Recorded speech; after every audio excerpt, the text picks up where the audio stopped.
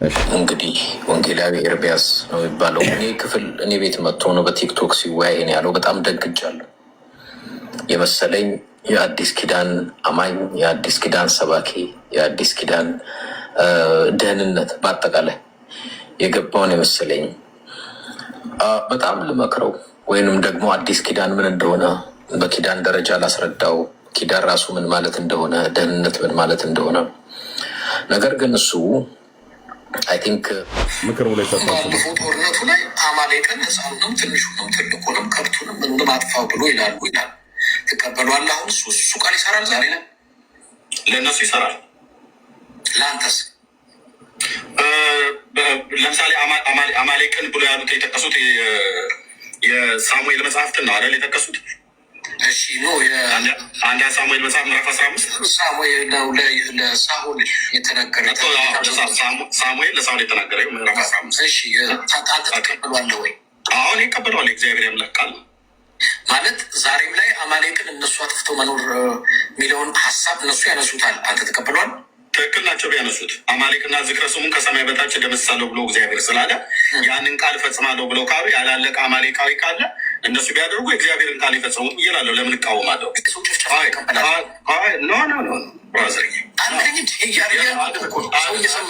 አሁን በእግዚአብሔር ቃል መሞገት ልኩ ነው።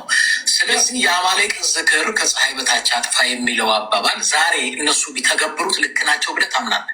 ልክ ናቸው። ያው አማሌቁ አንዱ ሀያቶላ ነው። ስለዚህ እሱ እስራኤልን ማጥፋት አለብኝ በ15 ዓመት ውስጥ ብሎ ነበር። እሱ ቀድሞ ጠፋ ማለት ነው። ይኸውልህ ስለ አያቶላ ብቻ አይደለም ክፍሉ ልክ ናቸው ነው ብዬ እስራኤልን ይኸውልህ እስራኤል እንደ ኔሽን ትጥፋ ብራዘር። እኔ ስለ ህፃናትማ የታውቀው ነው። ህፃናቱን ጭምር አይደል የሚያስተምሩት? አሁን እስራኤል መጥፋት አለባት እያሉ እኮ አንተ ህፃኑን ትንሹ መጥፋት አለበት። እነሱ ተስማማለህ ወይ? እነሱ እስራኤላውያንን ህፃናቱን ትልቁን ትንሹን አጥፉ ብሎ አደ በትምህርት ቤታቸው በመስጊዳቸው ሁሉ ጭምር ስልጣና የሚሰጧቸው እስራኤል መጥፋት እሺ፣ ሰላም ጤና ይስጥልኝ። በጣም ሰፊ ስለሆነ በተወሰነ መልኩ ነው እንደምትኳችሁ። ወንጌላዊ ኤርሚያስ ይባላል። በጣም በተሳሳተ መጽሐፍ ቅዱስ በብሉይ ኪዳን ሳሙኤል ልክ ለሳኦል እንዳዘዘው ሳኦል ደግሞ በወቅቱ ያው የአማሌቅያን ዝክር ከፀሐይ በታች ደመስሳለሁ፣ ህፃኑን ትልቁን ትንሹን ማጥፋ ብሎታል። ስለዚህ ዛሬም ይሄ ቃል ይሰራል። ዛሬም እስራኤሎች ቢተገብሩት ልክ ናቸው፣ ቢያጠፏቸው ልክ ናቸው የሚል ሀሳብ እንግዲህ ወንጌላዊ ኤርሚያስ ነው የሚባለው። እኔ ቤት መጥቶ ነው በቲክቶክ ሲወያይ ነው ያለው። በጣም ደንግጫለሁ። የመሰለኝ የአዲስ ኪዳን አማኝ፣ የአዲስ ኪዳን ሰባኪ፣ የአዲስ ኪዳን ደህንነት በአጠቃላይ የገባውን የመሰለኝ በጣም ልመክረው ወይንም ደግሞ አዲስ ኪዳን ምን እንደሆነ በኪዳን ደረጃ ላስረዳው፣ ኪዳን ራሱ ምን ማለት እንደሆነ፣ ደህንነት ምን ማለት እንደሆነ። ነገር ግን እሱ ኤድሞንድ እንደው በጌታ በመድኃኔዓለም በጌታ ቤት እንደምትቀደመኝ አውቃለሁ። ሽብሸባ ኳየር ላይ እንደነበርክም ሰምቻለሁ። ከነ ሊሊ ከነ ቤተልሔም ወልዴ ምናምን ነገር ጋር ማለት ነው። በቃ እኔ ይቅርታ አሁን ይህን ቀጥዬ ስናገር እንደው ሰውን ትንቃለህ ተብዬ እንዳልባል አንተ እኔን በአዲስ ኪዳን በብሉይ ኪዳን ልትመክረኝ፣ የብሉይ ኪዳንና የአዲስ ኪዳን ልዩነት ለኤርሚያስ ልታሳይ እንዴት? ታው እንጂ በመድኃኒዓለም በጌታ ቤት እኮ ስለቀደሙ አይደለም እንዴ? ብዙዎች እኮ አሉ በለውጡ ዘመን በጃንሆይ ዘመን በሚኒሊክ ዘመን ነው ጌታን የምናውቀው ብለው ገና ግን በመንፈሳዊ ዓለም ገላትያ መጽሐፍትን እንኳን አውጡ ተብሎ ሲባሉ ወደ ብሉይ ኪዳን የሚገለብጡ ማለት ነው። እኔ ቅርታ አድርግልኝ፣ መቼም ምክር አልቀበልም ብዬ አይደለም። ልትመክራኝ ትችላለህ፣ እንደ እድሜም ትልቅነት ማለት ነው። እንዳልኩት ነው መጽሐፍ ቅዱስ ላይ ማውራት፣ በእስራኤል ጉዳይ ማውራት፣ በኢራንና በእስራኤል ጉዳይ ላይ ማውራት ትንሽ የመካከለኛው ምስራቅ ሀገሮችን ታሪክ ማጥናት ይጠይቃል። አንድ ከምንም በላይ የአምላክን እግዚአብሔርን ቃል ማጥናት ይጠይቃል። የነቢያቱን መጽሐፍት ብሉይ ኪዳንን በደንብ ከስሩ በደንብ ማገላበጥ በደንብ ማየት ይጠይቃል። ግን ባልከፋ እኔ ምክር አልቀበልም ብዬ አልልም።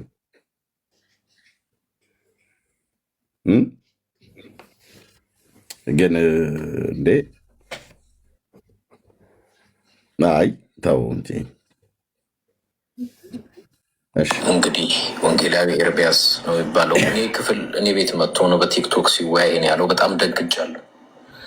የመሰለኝ የአዲስ ኪዳን አማኝ፣ የአዲስ ኪዳን ሰባኪ፣ የአዲስ ኪዳን ደህንነት በአጠቃላይ የገባውን የመሰለኝ በጣም ልመክረው ወይንም ደግሞ አዲስ ኪዳን ምን እንደሆነ በኪዳን ደረጃ ላስረዳው፣ ኪዳን ራሱ ምን ማለት እንደሆነ፣ ደህንነት ምን ማለት እንደሆነ። ነገር ግን እሱ አይ ቲንክ ብዙ ሊሰማኝ ፈቃደኛ አልሆነም። እንደሰማችሁት ነው በተወሰነ መልኩ ያሰቧችሁ። አሁንም ቢሆን አማሌቅ የተባለ በሙሉ መጥፋት አለበት፣ ያንን ቢያደርጉት ቢተገብሩት ልክ ናቸው ነው ያለው። ይሄ ኮምፕሊትሊ ስህተት ነው። ህዝብ እንደ ህዝብ ኢንፋክት ኤርሚያስ እንደተናገረው አያቶላ በምን ቃል መሰረት ነው ስህተት ነው ብሎ የሚለው? እኔ ትክክል ነው ብዬ ስል ከአንደኛ ሳሙኤል መጽሐፍ ምዕራፍ 15 ጋር በተገናኘ ነው። እግዚአብሔር ስላለ ያኔ የሚሆን አሁን የቀረ እህትየው ማይክሽን ዝጊው መሲ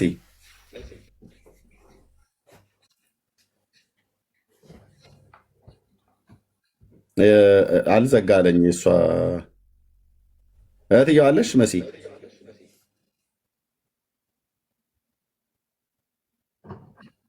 ኦፍ ሊሆን አልቻለም። እናስወርዳት በቃ ድንገት ስራ ላይ ስለምትሆን። ኦኬ ተመልሰሽ ከእንደገና አንተ ካለች አስገቧት። ኦኬ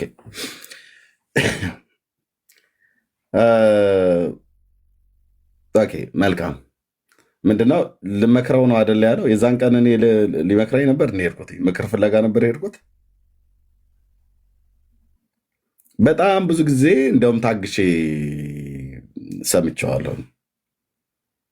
በእስራኤል ላይ የሚናገረውን የንቀትና የማንጓጠጥ ንግግር መብት አለው፣ ይችላል። እስራኤልን ማንም አይናገረው እያልኩ አይደለም። እኔ ለእስራኤል ጥብቅናም ልቆምለትም አይደለም። ግን እንደ እግዚአብሔር ቃል ደግሞ ጥብቅና ብቆምለትም አላፍርበትም። ግን በጣም ብዙ ጊዜ ማለት ነው የማያውቀውን መጽሐፍ ቅዱስን ገብቶ ሲዘባርቅ አይቼዋለሁ። ጌታ እግዚአብሔር ምስክር። በጣም ብዙ ጊዜ ብሉይ ኪዳን አጠቃላይ እኮ አሁን እኮ አይሰራም እኮ ብሎ የሚል እኮ ሰውዬ እኮ ነው። ይታያችሁ በመድኃኒዓለም መጽሐፍቶቹን ሁሉ የብሉይ ኪዳን መጽሐፍት አጠቃላይ አሁን በዚህ ጊዜ አይሰራም፣ በሳሙኤልም የተናገረው በኢሳያስም የተናገረው ብሎ የሚል ሰው የትኛው እንደተሻረ ነው የትኛው እንዳልተሻረ እንኳን የማያውቅ ሰውዬ ነው። እንዳልኩ በሀገር ውስጥም ፖለቲካ በውጭውም እኔ ትንተናውን ልስጥ፣ እናንተ ጭጭ ብላችሁ ስሙ ብሎ ባይ ነው። በጣም ብዙ ጊዜ ሲናገር ሰምቼዋለሁ። በእስራኤል ላይ ፌር ያልሆነ ነገር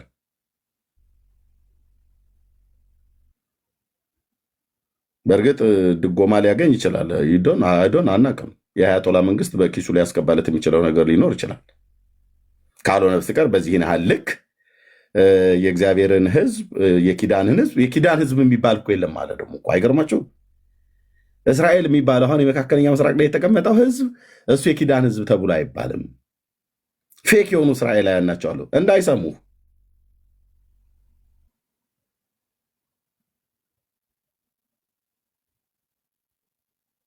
ድፍረት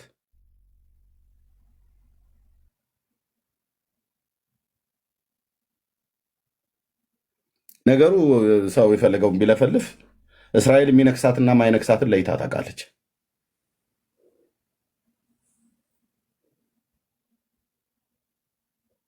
ኦኬ እና በጣም መንፈሳዊ ነገር ላይ ገብቶ ማለት ነው። መንፈሳዊ ነገር ላይ እግዚአብሔር ቃል ላይ ገብቶ የማያውቀውን ሲዘባርቅ ነበር። አዎ በጌታ ይቀድመኛል፣ ግን የማያውቀውን ሲዘባርቅ ነበር። ብዙዎች አላችሁ። ለምን በዚህ ጉዳይ ላይ አንድ ሰው ታዝባችኋል? ለምን አንድ ሰው ከኤርሚያስ ጋር ለምን አያወራም? አይሁዳውያኑ ቤት ገብቼ የሚያወሩትን ላወራ ስገባ ይወርዳሉ ከገስት እስላም በለው በሙሉ ነው የሚንጠባጠቡት።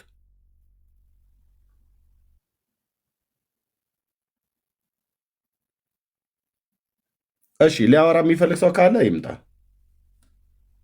ዌልካም። ቢሆን እንደው እንዲድን ነው የምትጸልይለት። የተሰጠንን መንፈስ ማወቅ ተገቢ ነው። ህዝብ እንደ ህዝብ ይጥፋ አይባልም። ከልጅ እስከ አዋቂ ድረስ ያለውን ሕፃን ትልቅ ትንሹንም ከብቱንም አጥፋ ብሎ ሳሙኤል ለሳኦል ስላዘዘው በዛን ዘመን አሁንም አማሌቅ አለ። ስለዚህ አሁንም እነሱ ይህንን ቢተገብሩት ቢያጠፉ ልክ ናቸው ይላል። የአዲስ ኪዳን አማኝ ነኝ ብሎ ነው ወንጌል። ያኔ በሳኦል ዘመን እንደዛ አደረጉ። ኦኬ በሳሙኤል እጅ ነው። አጋግን በጌልጌላ ቆራረጠው ይላል እግዚአብሔር ቃል። በል እንግዲህ ሼሞኒዩ ዳውን ነቢዩ ሳሙኤል በለዋ። እኔ ግን አለውም የእግዚአብሔርን ቃል የፈጸሙት ያኔ ማለት ነው። ኦኬ ከዛ የተረፈ አማሌቃዊ ቢኖር እግዚአብሔር ያኔ በባሪያው በሙሴ በኩል ከዛሬ 3000 ምናምን ነገር ዓመት በፊት የተናገረው ዛሬ ማን የሻረው አማሌቃዊ ዝርያ ያለው ቢኖር እና የአማሌቃዊ ዝርያ ባይዞ የአማሌቅ ዝርያ አማሌቃዊ ማለት እስራኤል በምድር ላይ መኖር የለበትም ብሎ የሚል ዘር ነው። ልብ በሉ። አማሌቃዊ ማለት እስራኤል በምድር ላይ መኖር የማይገባ ህዝብ ነው ብሎ ሞት የሚያውጅበት ህዝብ ማለት ነው። አማሌቃዊ ማለት የግድ በዝርያ ከኤሳው ዘር ከኤዶም ዘር መውጣት እንኳን አይጠበቅበትም። ሐሳቡ ልክ አሁን የናዚ ጀርመንን ርዕዮተ ዓለም እንደሚያስፋፉ ሁሉ የአማሌቅን ዝር እንትን ምንድነው ርዕዮተ ዓለም የሚያስፋፋሉ። የግድ በስጋ አማሌቃዊ ላይሆን ይችላል። ትግራዋይ ሆኖ አማሌቃዊ፣ ኦሮሞ ሆኖ አማሌቃዊ ሊኖር ይችላል። አማራ ሆኖ የአማሌቃዊ ሊኖር ይችላል። ምን ማለት ነው አማሌቃዊ ማለት? እስራኤል በምድር ላይ መኖር የለበትም ብሎ የሚል አስተሳሰብና ጽንፍ ረገጥ ርዕዮተ ዓለም ያለው ማለት ነው። ማን ነው ያ? አባቱም ወይ አያቱም ወይ ቅድመ አያቱም ሊሆን ይችላል። የአያት ወላ ልጅ ማለት ነው። ራሱ ኤድሞንድም እንደዛ ይመስለኛል። ዝም ብዬ ሳየው ወደ አፍንጫው አካባቢ ከአያት ወላ ጋር ይመሳሰሉ ብለህ ነው።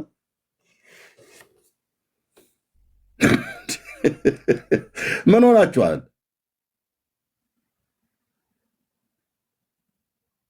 ቆይ ምንድን ነው የሆናችሁት ወገኖቼ? እንዴ አይመስልም? ሀያት ወላ ወገኖች፣ አንዳንዴ እኮ መነጽር ማድረግ አለብኝ መሰለኝ። ኦኬ አማሌቅ ማለት እስራኤል በምድር ላይ መኖር የለበትም ብሎ የሚል ህዝብ ነበር፣ ዘር ነበር።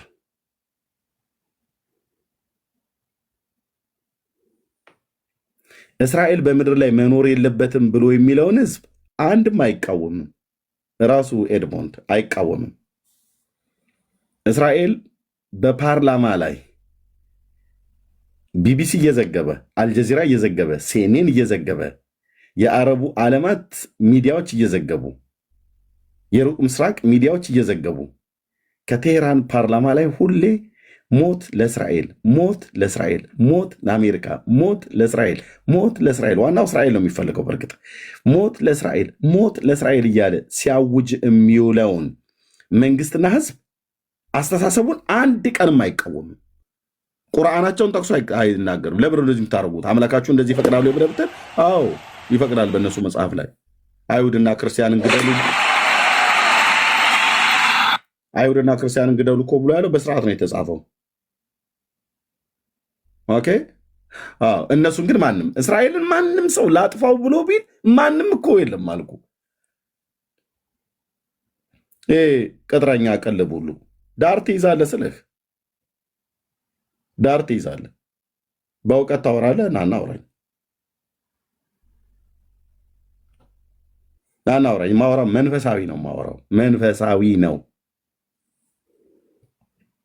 ከንፈርህ ያለባዋል ግን በጌታ ነው የምለምነው። በእስራኤል ኢራን ጉዳይ ሊያወራ የሚችል ሰው አለ? መጽሐፍ ቅዱሳዊ በሆነ እውነት ና ቴንኪው። እንደው ሰው ባገኘው እንደው በመድኃኒዓለም ሰው ባገኘው ሰው ነው እኔ የምፈልገው።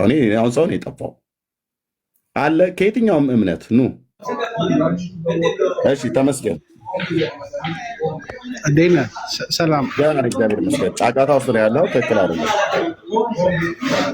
ኦኬ አልሰማም። አይ እንደዚህ አይነት ቦታ ላይ የሆነ አይቻልም። በቃ እሺ ወጣ ብዬ እንትን እላለሁ። እሺ ውጣ። እንደዛ ሆነ ውጣና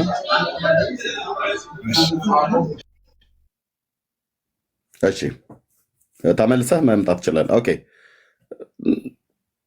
ግቡና ማውራት እንችላለን።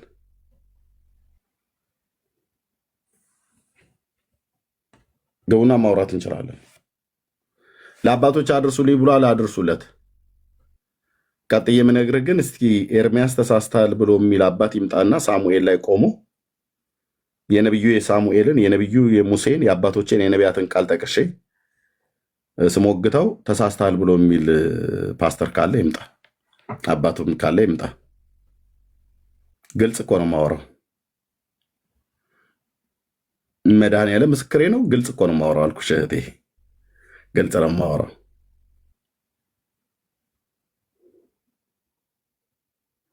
እሺ ካላችሁ ኑ ለማለት እወዳለሁ። ቴንኪው። እሺ አይ ነው አዳዲስ ብቅ ያሉ አገልጋዮች ናቸው። አዝናለሁ። በትክክል ሳታስተምሯቸው፣ ደህንነት ሳታስተምሯቸው፣ ቃል ኪዳን ምን እንደሆነ ሳታስተምሯቸው ወደ አገልግሎት ነው ያመጣችኋቸው። ዛሬ አዲስ ኪዳን ራሱ ምን እንደሆነ፣ የተቀበልነው መንፈስ ምን እንደሆነ፣ ደህንነት ምን እንደሆነ ይሄንን ሁላ እንደው ጠላት ቢራባ ብለው ቢጠማ ጠጣው አይደለም። በብሉይ ኪዳን ጊዜ አስወግዷቸው ተብሏል፣ ግደሏቸው ተብሏል፣ ምን ተብሏል። ዛሬም ይሄን ቢፈጽሙት ልክ ነው። ይሄ በጣም በጣም ትልቅ አደጋ፣ ትልቅ ስህተት ነው።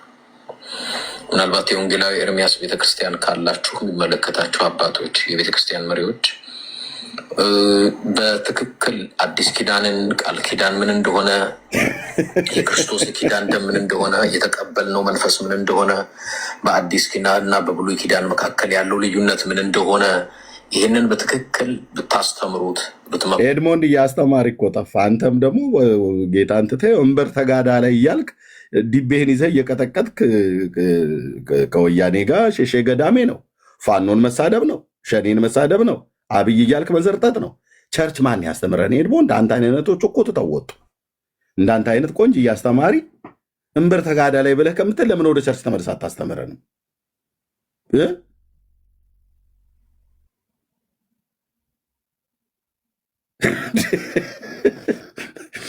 ለጌታ ተጠርቻለሁ ብለህ ካልክ በቃ ኦኬ፣ ለተወሰነ ጊዜ ስለ ህዝብ ተናግረህ ሊሆን ይችላል። ለምን መተህ ወደ ቸርች ተመልሰህ አታስተምረንም? አሁን እንደዚህ አይነት አምልጦ የመጣ ወንጌላዊ በትክክል ደህንነት አላስተማራችሁትም አለ። ደህንነትን እስኪ ተመልሰን አናስተምረን። በቃ ፋክት ማይክ ይዘህ ነበር ስዘምር የነበረው። በቃ አለቅ እና ከዛው ከዘማሪዎቹ ከሽብሸባ ኳይሮቹ መካከል ትንሽ ከሌሎቹ ይልቅ ትንሽ የእግዚአብሔርን ቃል ያ ቃል ተብሎ የምትባል ነበር። በቃ እንደሱ አድርጋል። ይኸው ነው ታሪክ፣ ሌላ ምንም ነገር የለም። ከዛ ውጭ ሶሻል ሚዲያ ላይ ሳቅህ እንዲህ ይሄ ሰውዬ ብዬ ስለው ኧረ ኤርሚ ሽብሸባ ኳይር ውስጥ እኮ የነበረ ሰው ነው፣ የድሮ ጴንጤ ነው አሉኝ። የአሁንስ እንበር ተጋዳ ላይ ክሩት ብትመልሱት በጣም ጥሩ ነው። አለበለዛ የተሳሳተ አመለካከት፣ የተሳሳተ ትምህርት በማስተማር ብዙዎቹ እንዲድኑ ሳይሆን እንዲጠፉ ምክንያት ይሆናል። የተሳሳተ አቋምና ትምህርት ይዘው እንዲጓዙ ያደርጋል። እኔ ቢሰማኝ ብዙ ሞክሬ ነበረ፣ ግን ሊሰማኝ ብዙ ፈቃደኛ አይደለም። ስለዚህ ምናልባት ሊሰማችሁ የሚችሉ የቤተክርስቲያን አባቶች ግን ቁጭ አድርጋችሁ አዲስ ኪዳንና በብሉይ ኪዳን መካከል ያለውን የኪዳን ልዩነት፣ የደም የአዲስ ኪዳን በምን ላይ እንደተመሰረተ፣ አሁን በአዲስ ኪዳናችን ላይ ውጊያችን ከደምና ከስጋ ጋር እንዳልሆነ፣ ይጥፋ የሚባል ንጉስም ይሁን መሪም ይሁን ህዝብም ይሁን እንደሌለበት፣ በፖለቲካ አመለካከት ከሆነ ሌላ ጉዳይ ነው። አንድ ሰው ግን በሃይማኖትና በእምነት አስተምሮ እንደ አማሌቅ ዛሬም ቢጠፉ የእግዚአብሔርን ቃል ነው የፈጸሙት ብሎ እስከ መናገር ድረስ ሲደፍር፣ አንድ አዲስ ኪዳንን የማያምን ሰው ይህንን ቢል ችግር የለም። አትሊስት አዲስ ኪዳኑ ምን እንደሚል አያውቅም። አዲስ ኪዳን የምህረት ኪዳን፣ የፍቅር ኪዳን፣ በንስሐ ኢየሱስ ክርስቶስ በሞቱ በርባን ነፍሰ ገዳይ የነበረውን በርባን ነፃ እንዲወጣ እንዲለቀቅ እኮ አድርጎታል። ከኢየሱስ ክርስቶስ ጎን የተሰቀሉ ነፍሰ ገዳዮች በምህረት እኮ አንደኛውን አድኖታል። አዲስ ኪዳን ገዳይም የሆነ ወንበዴ በምህረት ማዳን ነው። ይለቁ ይጥፉ አማሌቅ ናቸው አያቶላም እነሱም እንደዚህና እንደዛ ቢሆኑ ብሎ ማለት ይሄ ኮምፕሊትሊ የአዲስ ኪዳን አስተሳሰብ፣ ትምህርት፣ አመለካከት አይደለም። እንደነኛ ሰዎች ናቸው አሁን መካሪ ሆነው የሚወጡት ማለት ነው። እኔ አሁን የሀገር ውስጥን አልናገርም ብዬ ነው። ይሄው ሰውዬ የአማራ ህዝብ መጥፋት አለበት እያለ ሲናገር ነበረ ሶሻል ሚዲያ ላይ። የኦሮሞ ህዝብ ማለቅ አለበት እያለ ሲናገር ነበረ ይሄው ሰውዬ ማለት ነው። እና እሱ ታዲያ ብሉይ ኪዳናዊ ነው አንተ ስትናገር? ኧረ ኤድሞንድ ኧረ ኧረ ኧረ ኧረ ተውም አንተዬ ተው ስልህ ይላል የአገሬ ገበሬ። ተው ስልህ እንደ ሰው ሁሉ ባልታጠበ ፊቱ እየወጣ ዝም ብሎ ለመወንጀል ራስህ ስትናገር የነበረው በሀገር ውስጥ ፖለቲካ እንኳን ራሱ አልሰማናችሁም እንዴ? ብዙዎቹ እኮ ክርስቲያኖች ነን ብላችሁ ያላችሁት በዚህ በባለፈው እኮ ጦርነት ኢትዮጵያ ውስጥ በተነሳው እኮ ጦርነት እኮ አየናችሁ። ከአማራም ከኦሮሞም ከትግሬም ከምናምን ነገር የወጣ በሙሉ አየናችሁ እኮ። የተገለጣችሁ ተገለጥ፣ መርዛችሁን ታፋችሁ አየን።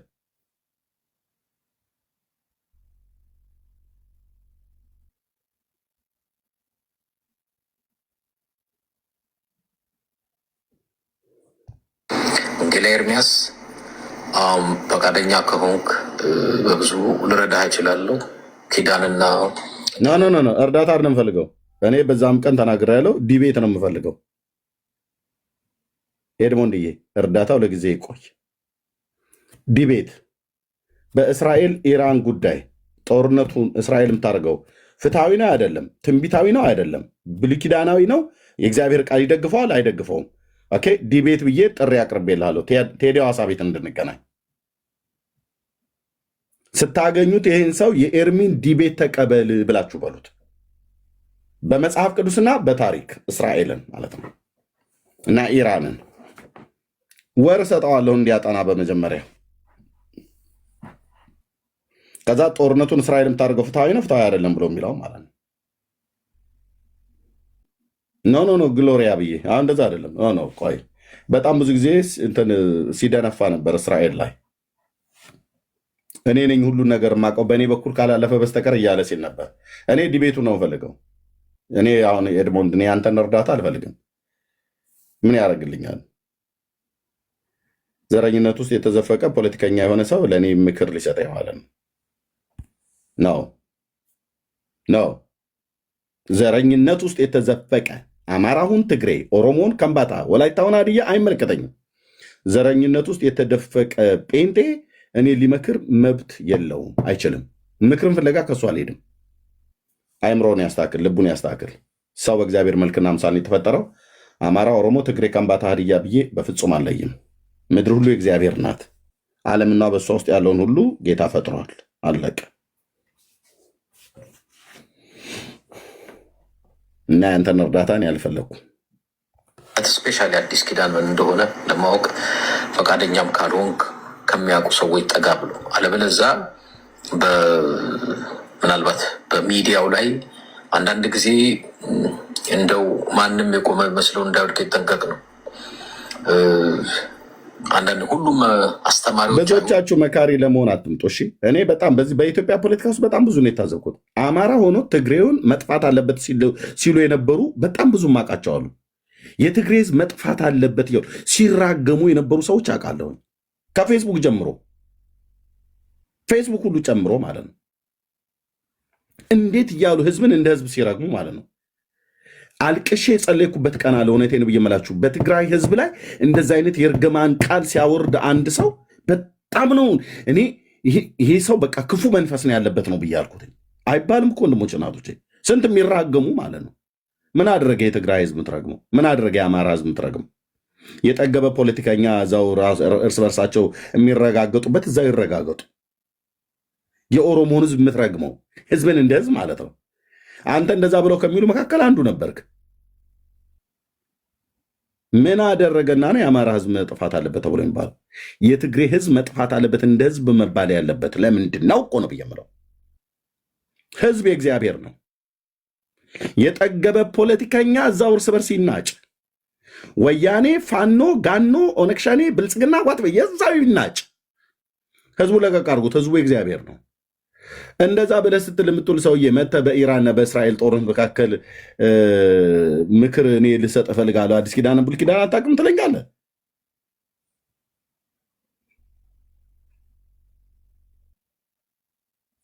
አይባልም። መጀመሪያ የምታወራውን ሰውዬ ማን እንደሆነ ማወቅ አለብህ የሚለው ለዚህ ነው።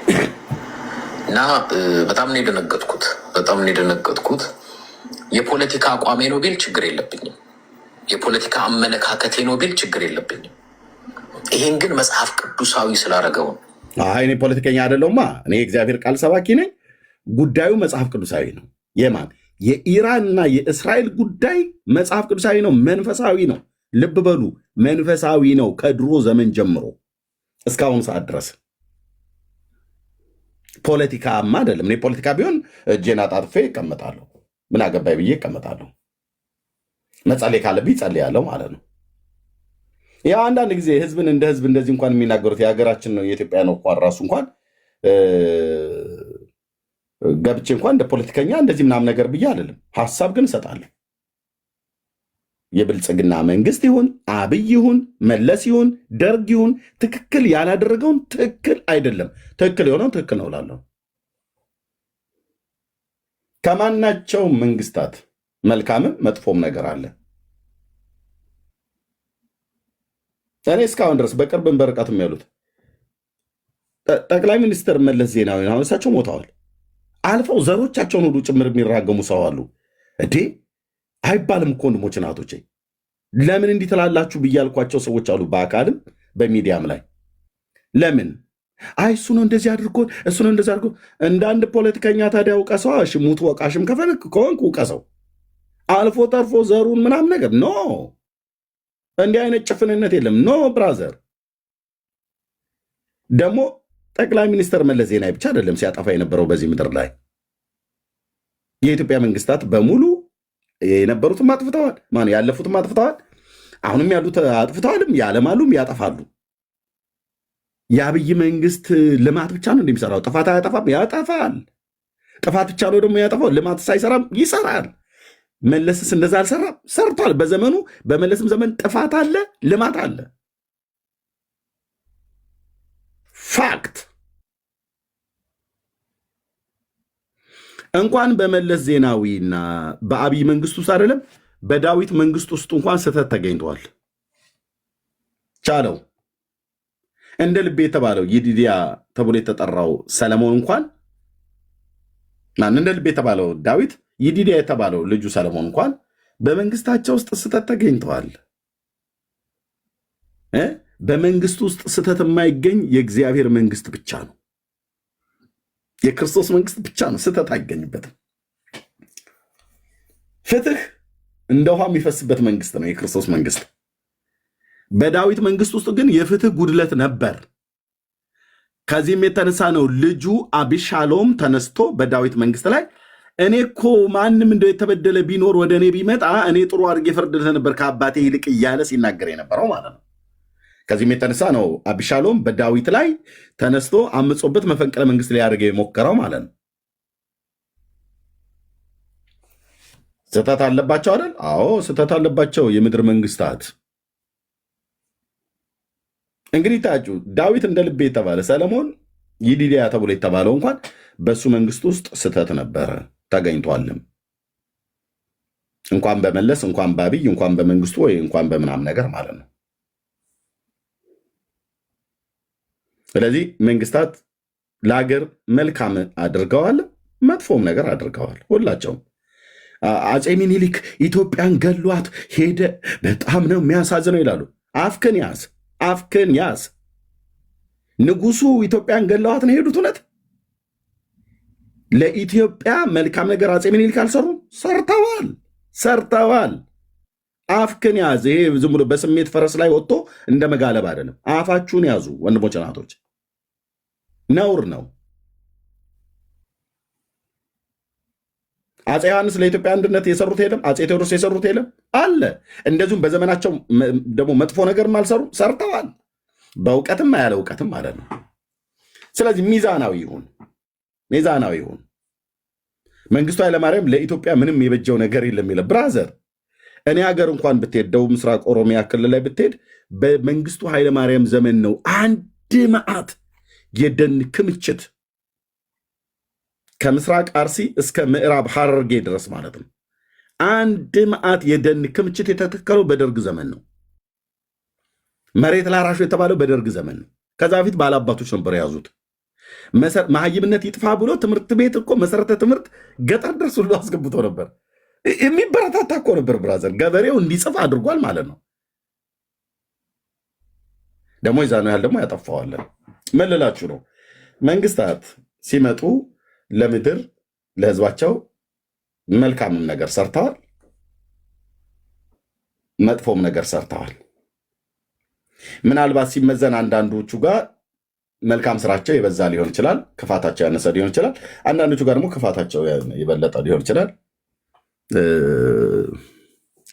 መልካም ነገራቸው ያነሰ ሊሆን ይችላል። ካልሆነ በስተቀር ሰው ብራዘር፣ ሰው ከመጀመሪያው ጀምሮ እስከ ወዲያኛው ድረስ ትክክልም አይሆንም፣ ስህተትን ይሰራል፣ በወደቀ ተፈጥሯዊ ማንነት ውስጥ ስላለ ማለት ነው። ስለዚህ አይባልም።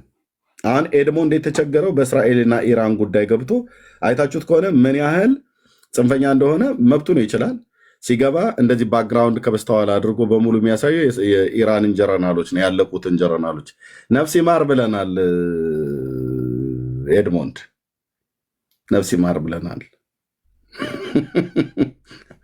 ነፍስ ይማር ብለናል። አንተ የእስራኤል ህፃናትና የእስራኤል ትውልድ ሲጨፈጨፍ ታላግጣለህ። ኢራን ግን ብለህ እንደፈለክ ትፋንናለህ። ስንት ወር ሙሉ አይቻለሁ ሚዲያ ላይ ስላለ ማለት ነው። መልስ መመለስ ስላለበት ገብቼ አውርቻለሁ። አቅም ካለህ ዲቤት ጥሪ ጠርቻለሁ። ኦኬ፣ ዲቤት ጥሪ፣ በእስራኤል ጉዳይ ዲቤት ጥሪ። ጥሪውን ተቀበለኝ።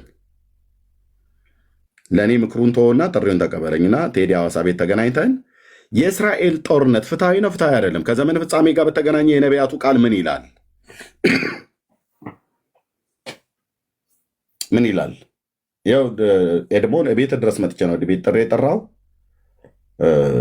ብትቀበለኝ መልካም ነው። በእውነት እለምንሃለሁ። ቤት ጥሪውን እንድትቀበለኝ ተንበርክኬ እለምንሃለሁ። ና ግባ፣ ሜዳው ላይ እንገናኝ። የእስራኤል ጦርነት ፍትሐዊ ነው ፍትሐዊ አይደለም፣ መጽሐፍ ቅዱሳዊ አይደለም። ከዘመን ፍጻሜ ጋር እንዴት ይታያል? ከመሲሁ መምጣት ጋር እንዴት ይታያል? የዚህ ጦርነት እድገቱ ሄዶ ሄዶ ወደ ምን ደረጃ ላይ ይደርሳል?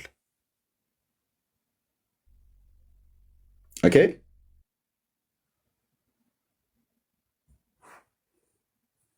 ምክሩ ይቅር። አይ እነዚህ የሚጠፉት ሰዎች አማሌቅ ናቸው። አማሌቅ ደግሞ በመጽሐፍ ቅዱስ በአንደኛ ሳሙኤል ይጥፋ ተብሏል። ስለዚህ አሁንም ቢያጠፏቸው ልክ ናቸው ነው ያለው። የእግዚአብሔርን ቃል ፈጽመዋል ነው ያለው። ደንግጫለሁ በጣም። ለምን በጣም ነው የደነገጥኩት። በቃ አንድ የአዲስ ኪዳን አማኝ ደግሞ አገልጋይ ስላለኝ ነው የደነገጥኩት። ምዕመናን ነኝ ቢለኝ አትሊስት ወደፊት ተምሮ ይደርሳል ብዬ አትሊስት ተስፋ ይኖረኛል። አገልጋይ ከሆነ የእሱ መሳት ብቻ ሳይሆን እሱ የሚያስታቸው እጅግ በጣም ብዙ ሊኖሩ እንደሚችሉ ገምታለሁ። ያስደነገጠው ምንድነው? ዘግይታችሁ የገባችሁ ሰዎች ልብ በሉ። መግቢያው ላይ ወደዚች መልሳለሁ፣ ወደዚህ ጋር መልሳለሁ። መግቢያው ላይ ምንድነው ያወራኝ? ባለፈው ጦርነቱ ላይ አማሌቅን ሕፃኑንም ትንሹንም ትልቁንም ከብቱንም ምንም አጥፋው ብሎ ይላሉ።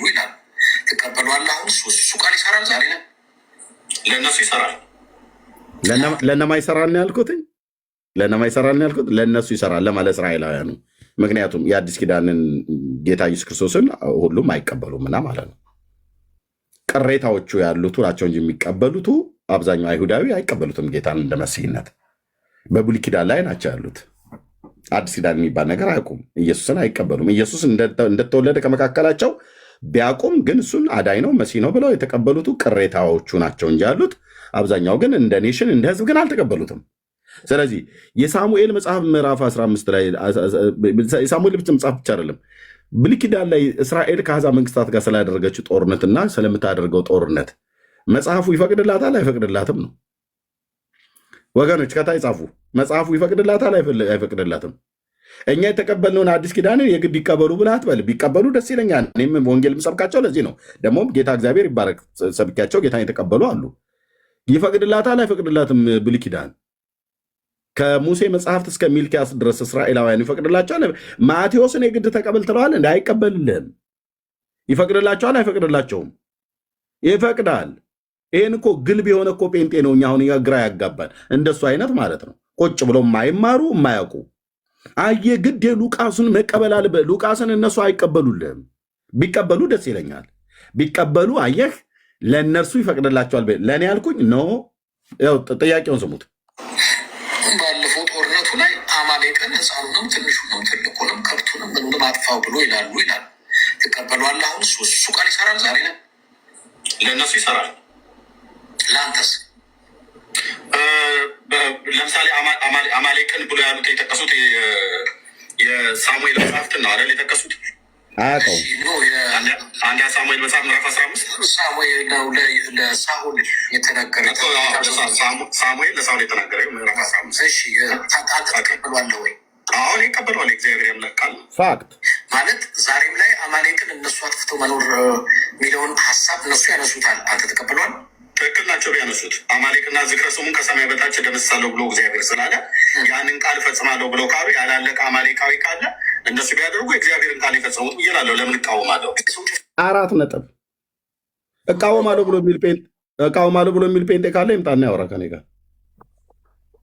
ሳሙኤል ነው የምትቃወመው ወይስ በሳሙኤል በኩል በባሪያው በኩል የተናገረውን እግዚአብሔር ነው የምትቃወመው? አንተ የእግዚአብሔር ቃል ከ1000 ዓመት በኋላ ኤክስፓየርድ ሆኖ የሚጠፋ አዲስ ኪዳን ላይ ሲመጣ የብሉይ ኪዳን ቃል የተረሳ የሸተተ የገማ የበሰበሰ ሆኖ ይቀር ይመስላል? እግዚአብሔር ስለ እስራኤል የተናገረው እግዚአብሔር በአሕዛብ መንግስታት ላይ የተናገረው በባሪያዎች አቅም ይጠይቃል። አቅም ይጠይቃል። ማንም ሰው እስራኤል የምታደርገው ፍትሐዊ ይኸው እኔ ኦፊሻል ጥሪ አቅርቤያለሁ። ኤድሞንድ ቴዲ ሐዋሳ ቤት እንገናኝ። አንተም ቢካልክ ሌሎች ልታወሩ የምትችሉ ካላችሁ ከእስልምና ከጁዳይዝም ከየትኛውም ሆን ከጴንጤ ከካቶሊክ ከማናቸውም ነው እስራኤል የምታደርገው ጦርነት ቢብሊካል ነው አይደለም? ትንቢታዊ ነው ትንቢታዊ አይደለም? ከነገረ ፍጻሜ ጋር እንዴት ይታያል? ና እግዚአብሔር በእረኞች ማሳፈር ልማዱ ነው። በዚህ እረኛ ያሳፍርሃል። ዲቤት ጥሪ አቅርቤልሃለሁ። ዲቤት ጥሪውን ተቀበል እንጂ ኔታንያሁ እያሉ መሳደብ አይደለም። ፓርላማ ላይ ያልጸደቀን ነገር ያውም እሳቸውም ያልተናገሩትን ነገር ማለት ነው። አንድ የተናደደ አይሁዳዊ ገብቶ ቤትህ አግባብ ያልሆነ ነገር ስትናገር እስራኤል ደመጣጭ ነው እያልክ ስትናገር ገብቶ አንድ አይሁዳዊ ተናግሮ ሊሆን ይችላል።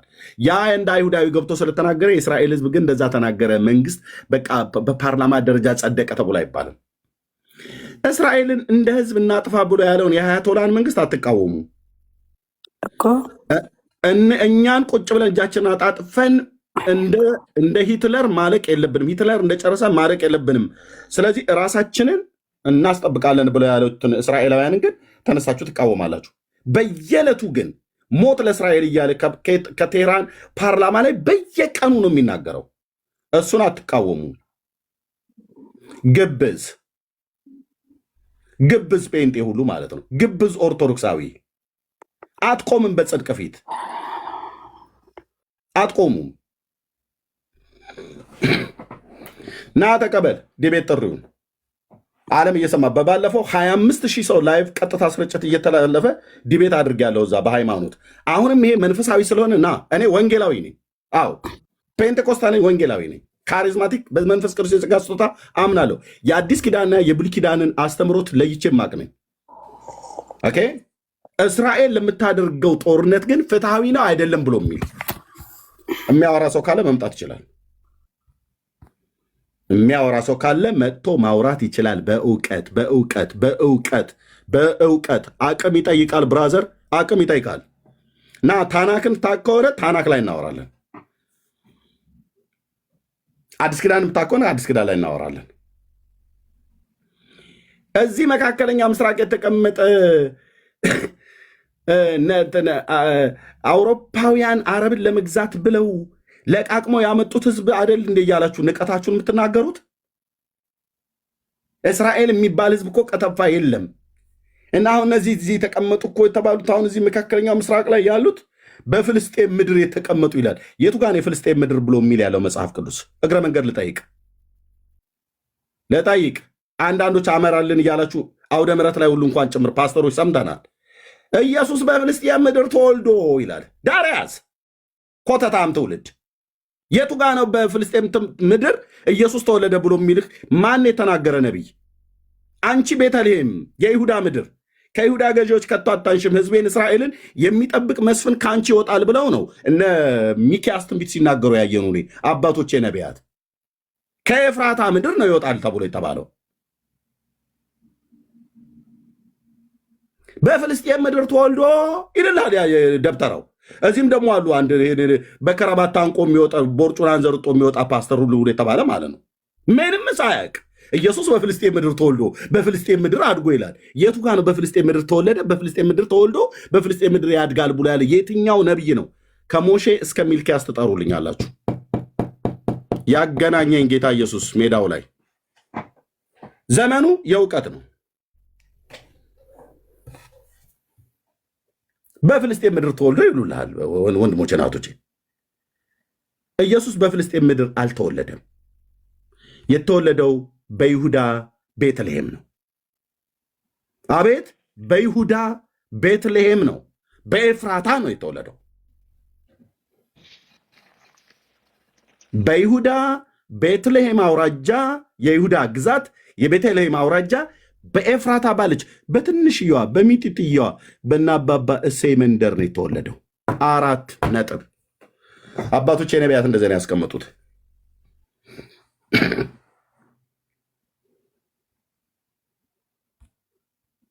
ኦኬ፣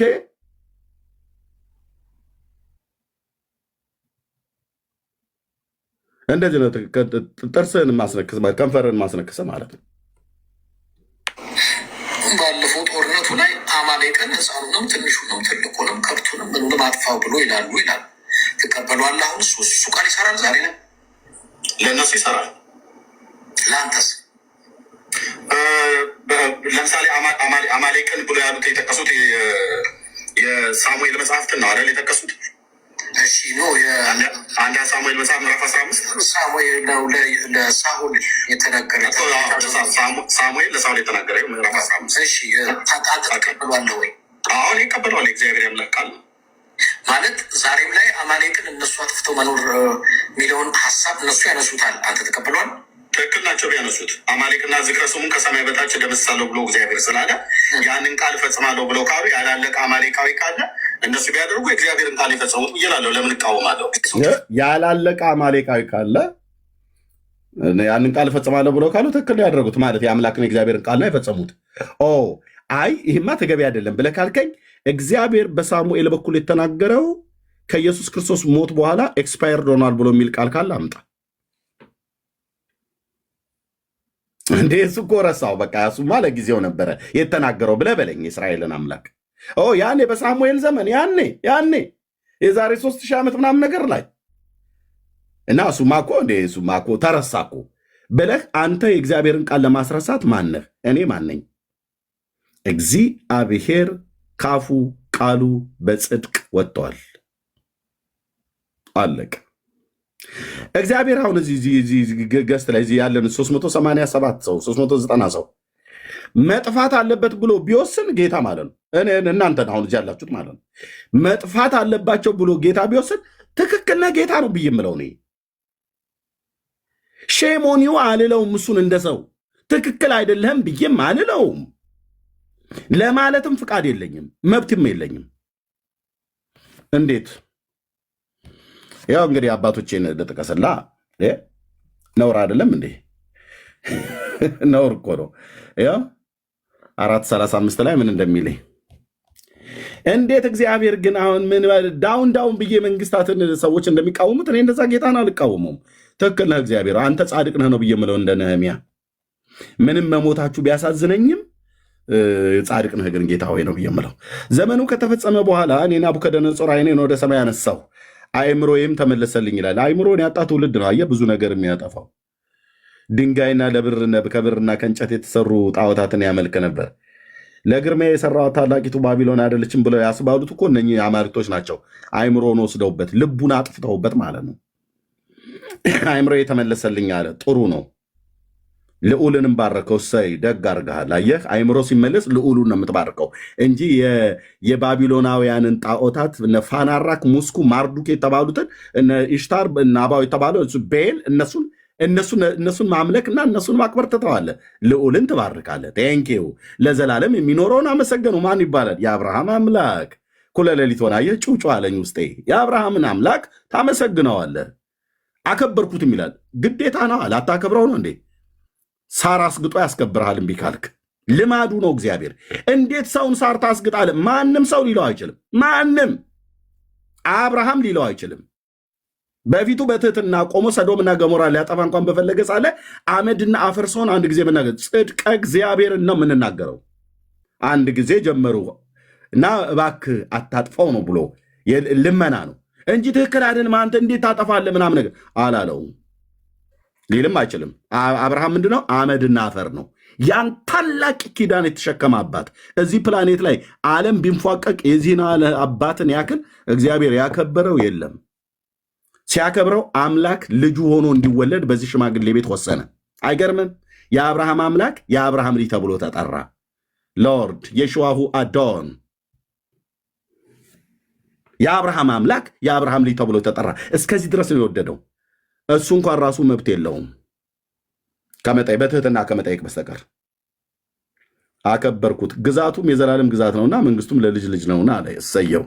እንዲህ ተናገር ናቡከደነፆር። ሁለተኛ እቺ ለግርማ የሰራት ባቢሎን አይደለችም ብለህ ከእንጨት የተቆረቆሩ በመሮ አይን የወጣላቸው በመሮ ተቆርቁሮ ጆሮ የወጣላቸው ሊሰሙ የማይችሉ በድና ማለት በቫርኒሽ የተለቀለቁ በከብቶቻቸው ትከሻ ላይ ተሸክመዋቸው የሚሄዱ ዕጣንና የእንስሳ ደም ምናምን ነገር ፈርስ ምናምን ነገር የሚረጩላቸው ሊያድኑ አይችሉም።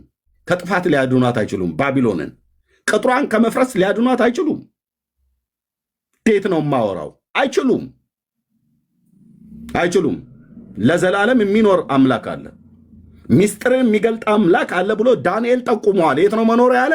በሰማይ ብሎ ጠቁሟል። ይሄ በምድርስ ያለው ቅራቅንቦ ምድር ሁሉ የተሸከመቻቸውን ጣዖቶቿን አራክፋ ወደ ልዑል እግዚአብሔር መመለስ አለባት። አጭርና ግልጽ።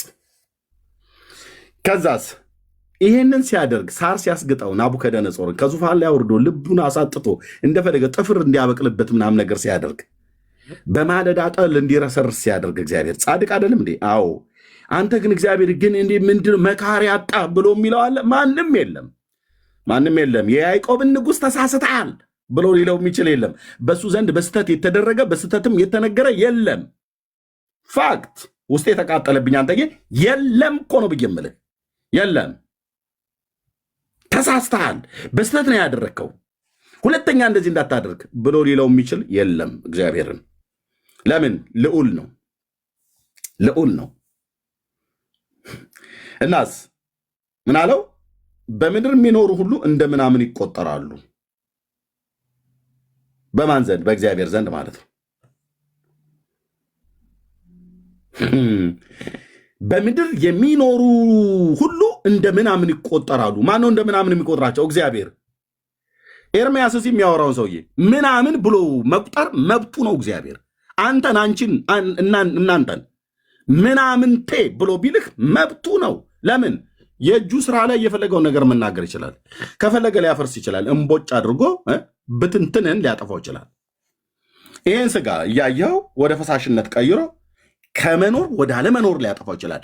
መብትና ስልጣን በእጁ ነው። ኢሳይያው እንደዛ ነው ያለው። ፋክት። ስማ፣ ጽድቀ እግዚአብሔርን እንደ ምናምን ይቆጠራሉ በእግዚአብሔር ዘንድ በምድር የሚኖሩት ነው። ለዚህ እኮ ነው ዳዊት ገብቶት ታከብረው ዘንድ ሰው ምንድን ነው አለ። ገብቶታል ዳዊት። እኔስ ማነኝ ቤቴስ ምንድን ነው አለ። ዴቭ አንተ ገብቶሃል። በዚህ ዘመን ያለ ትውልድ ስንት መጽሐፍ እየተነበበ እንኳን አልገባውም። እግዚአብሔር ማን ነው ለምን እንዲህ ያደርጋል ብሎ ይላል። አንተ እግዚአብሔርን ለምን እንዲህ ታደርጋለህ፣ ለምን እንደዚህ ትሰራለህ ተብሎ አይጠየቅም። ይኸው ታላቁ ነቢይ ዳንኤልም እንደሚል በሰማይ ሰራዊት በምድርም ላይ በሚኖሩ መካከል እንደ ፍቃዱ ያደርጋል። ከዛስ እንደ ፍቃዱ የሆነውን ነገር ሲያደርግ እጁን የሚከለክላት አታድርግ ብሎ ወይስ ምን ታደርጋለህ ብሎ የሚለው የለም። 4 ነጥብ። ወደ ቤት ተበተን፣ ምሳህን ብላ፣ ቡናን ጠጣ፣ ተኛ። በምህረት ስለራራልህ ነው ሌሊት ተኝተህ ጠዋት የምትነቀው። በምህረት ስለጠበቀ ነው ወጥተህ የምትገባው። እኔም አንተም አንቺም። እኔ ተኛው አንቀላፋው እግዚአብሔር ደግፎኛልና ነቃው ይላል የአባቶቻችን የገባቸው የኔ ንጉሥ። ቸርነትና ምሕረትህ በሕይወቴ ዘመን ሁሉ ይከተሉኛል። ባይከተለው ዳዊት እዛው በቤተልሔም ኤፍራታ በጎች በሚጠብቅበት ቦታ ላይ አንበሳና ድብ እንደ ችፕስ ቆረጣጥመው በበሉት ነበር። አባቱ እሴይ እዛ ሲጥለው ወንድሞቹ በማይደርሱለት ገላጋይ በሌለበት ኤልያብም ናዳብም ነሳማም በማይደርሱበት በቤተልሔም ኤፍራታ በጎች በሚጠብቅበት ጊዜ የአባቱን 4 እግር በጎች በሚጠብቅበት ሰዓት ላይ እዛ በሞት ጥላ ሸለቆ ውስጥ እንኳን ቤድ አንተ ከኔ ጋር ነህና ክፉን አልፈራም። የነቢያት መንፈስ ሃሌሉያ አለ አልፈራም አለው። ጌታ ስላለ ማለት ነው። የሰነበተው ጌታ ስላለው ነው። ዳዊት 40 ዓመት በንግስና ላይ የቆየው ጌታ ስላለው ነው። ከዳዊት ጦር ማነው ከሳኦል ጦር ያስመለጠው ጌታ ስላለው ነው። ከጎልያድ ሰይፍ ያስመልጠው ጌታ ስላለው እኮ ነው ብዬ የምልህ። ከነዛ ከበላተኛ አራዊት ያዳነው ጌታ ስላለው ነው እንጂ ወንድሞች ስላሉት አይደለም የተረፈው። 6 ወንድሞች አሉት። ሽማግሌ አይ ቲንክ መጨረሻ ላይ ቢሞትም ቢበላ የሚበላ ብለው ነው መሰለኝ እዛ እናትና አባቴ ወለዱኝ ጣሉኝ እና ረሱኝ ብሎ አለ። በቃ 6 ትልልቆች አሉት። ምን ያደርግለታል ሽማግሌው? 7ኛ ነው ልጁ ዛያ በግ ይጠብቅ ምናምን ነገር ብሎ ሕፃን ልጅ በግ ታስጠብቃለህ? አንበሳና ድብ በሚሰማራበት ቦታ ሰቃቀን እኮ ነው። የይሁዳ አንበሶች ተብለው የሚባሉ በሚኖሩበት ነው የቤተልሔም ዱር ተብሎ የሚባለው ማለት ነው። ቁጭ በልና አንብብ መጽሐፍ ቅዱስ እሺ። ባልታጠበ ፊት ወጥተህ እስራኤል ምናምን ነገር ብለህ አትበል። ተሰምቻለሁ። የቲክቶክ ላይ 20 ቶላ ማለት ነው። ተረጋጉ።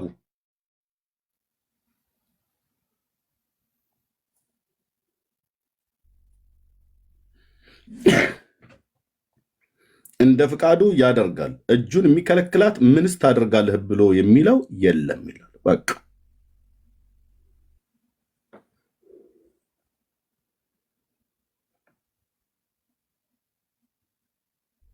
እኔ የሚገርመኝ ወንድሞች እናቶች ለእስራኤል የተነገረውን ቃል አይደል እንዴ እኛ አዲስ ኪዳን ላይ እያመጣን እየሰበከን ሃሌሉያ ብለን ምለው ብርሃንሽ ወጥቷልና ተነሺ አብሪ ብሏል ጌታ ተብሎ ሲነበባል በኢሳያስ ትንቢት መጽሐፍ ምዕራፍ 1 ሃሌሉያ እግዚአብሔር እረኛዬ ነው የሚያሳጣኝ የለም በለመለመ መስክ ይመራል።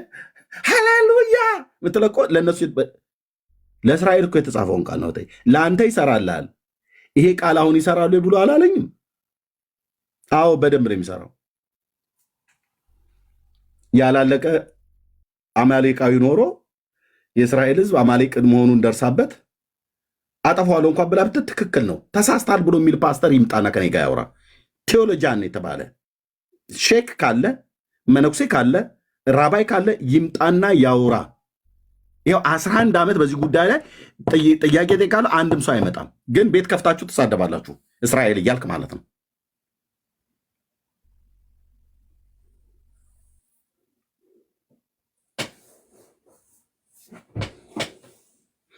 እስቲ አንድ ጥያቄ ልጠይቅ እና ወንድምነት ለአንተ ልስጥህ።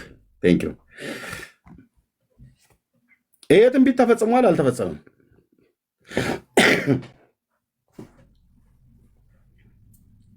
ኢሳያስ መጽሐፍ ምዕራፍ 2 ማለት ነው። አልተፈጸመም አይደለም ነው ኢሳያስ 2 ኢዩኤል 3 ማለት እንጂ ቆይ ኢዩኤል ላይ ነኝ። ቆይ ወንድምነት እሺ፣ ይሄ ትንቢት ተፈጽሟል አልተፈጸመም? አንተ ዝም በል ወንድምነት። እሺ እሺ በሉ ቶሎ ቶሎ ጣል ጣል አድርጉት። ሲፔንቴዎች እንዴት ጌታ እንዲህ ያደርጋል? እንዴት ብለህ ተፈጽሟል አልተፈጸመም? ይሄ ትንቢት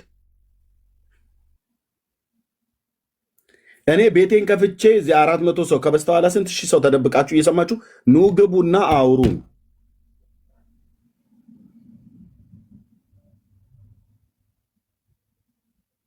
የተፈጸመ ትንቢት ነው ያልተፈጸመ ትንቢት ነው? ምን አላችሁ? እርስ በርስ ሲያወሩ ቤት ውስጥ ያላችሁ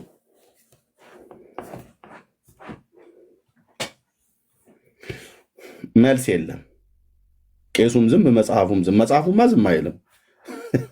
እነሱ ቤት ነው ዝም የሚለው፣ እኛ ጋር ግን ቄሱም ዝም፣ መጽሐፉም የሚባል ነገር መጽሐፉ ያወራል፣ እዚህ ቄሱ ያወራል። የተፈጸመ ትንቢት ነው ወይስ ያልተፈጸመ ትንቢት ነው?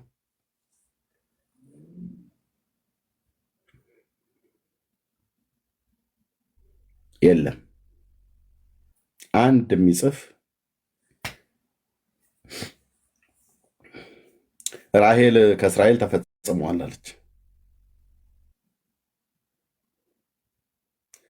ኦኬ፣ በኢዮሳፍጥ ሸለቆ ላይ አወርዳቸዋለሁ ብሎ ያለው እንደዛ ተፈጽሟል። ሪታይ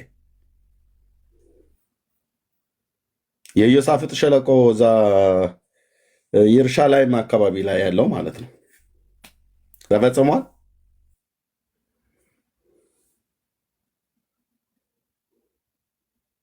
እግዚአብሔር በአሕዛብ መንግስታት ላይ ፈርዷል።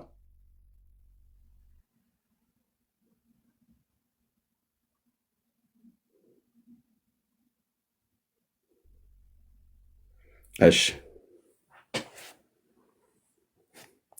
ኦኬ፣ ከዩኤል ወደ ኢሳያስ እንሂድ። ቅድም ወንድምነት ያለው ይሄ ትንቢት ተፈጽሟል አልተፈጸመም?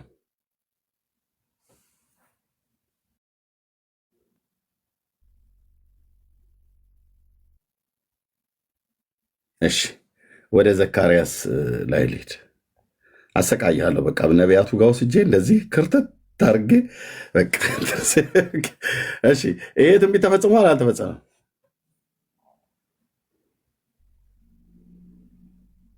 ኦኬ ወደ ሕዝቅኤል እንሂድ። ምንም መልስ የለም። እንጠይቃለን፣ መልስ የለም። እንጠይቃለን፣ መልስ የለም። ትንቢተ ሕዝቅኤል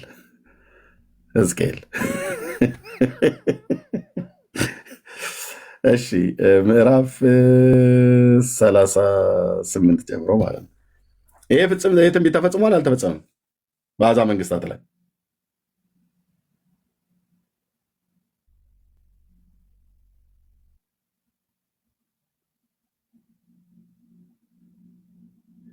ራእይ መጽሐፍ ላይ እንሂድ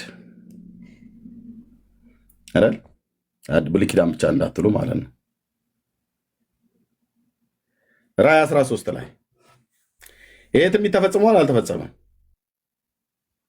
ራእይ 12 ላይ ራሷ እስራኤል እዚህ ስላለች ይሄ ትንቢት ተፈጽሟል አልተፈጸመም? የአዲስ ኪዳን የትንቢት መጽሐፍ ነው ራእይ መጽሐፍ። ማነች እች ሴት? እመቤት የኪዳነ ምሕረት ነች አሉ አይደል ኦርቶዶክሶቹ።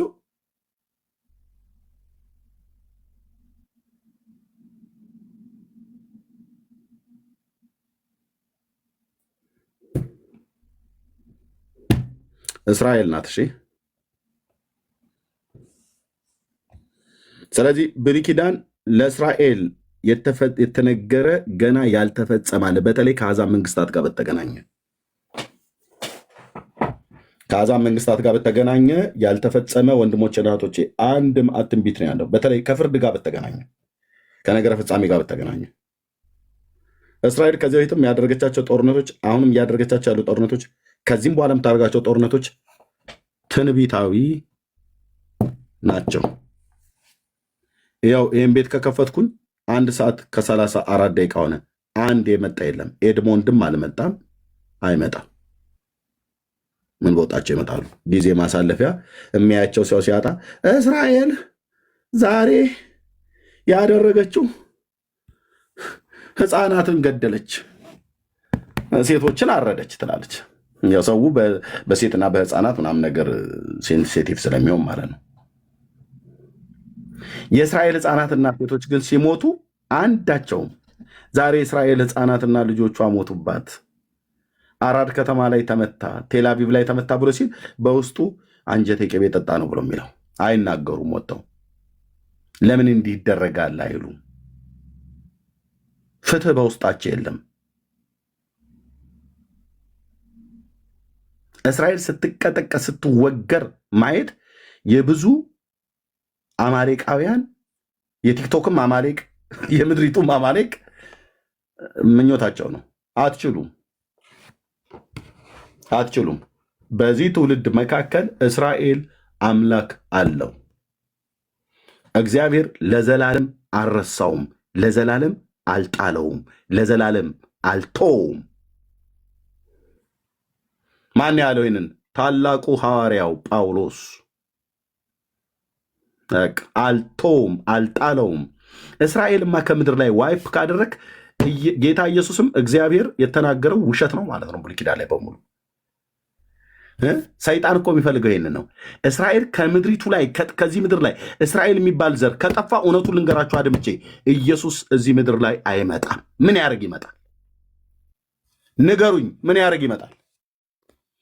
ወደዚህ ምድር እኮ የሚመጣበት ዋነኛው ዓላማ እስራኤል ስላለች ነው። ሊያድናቸው እኮ ነው የሚመጣው። ንጉቡና ቴዎሎጂያን ናግባና ፓስተር ነኝ ብለህ ያልከው አውራኝ። እዚህ ቸርች ውስጥ ተወትፋችሁ ለዚህ ህዝብና ለዚህ ኔሽን እግዚአብሔር የተናገረውን ቃል ዲና እያደረጋችሁ ማለት እስራኤል የሚባል ዘር እና ሀያቶላ ባሉት አይነት ከምድር ላይ ቢጠፋ ኢየሱስ አይመጣም።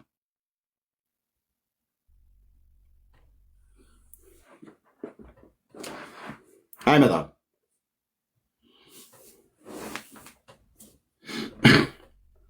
በባሪያዎቹ በነቢያት የተናገረው ቃል ሁሉ ያ በዳዊት መንግስት ላይ ለዘላለም በዙፋኑ ላይ እንደሚቀመጥ አለቅነቱ እንደሚበዛ ኪሚ ጽዮን ብሎ ያለው በትንቢተ ኢሳይያስ መጽሐፍ ምዕራፍ 2 ላይ ሁሉ የተነገረው ውሸት ይሆናል ማለት ነው።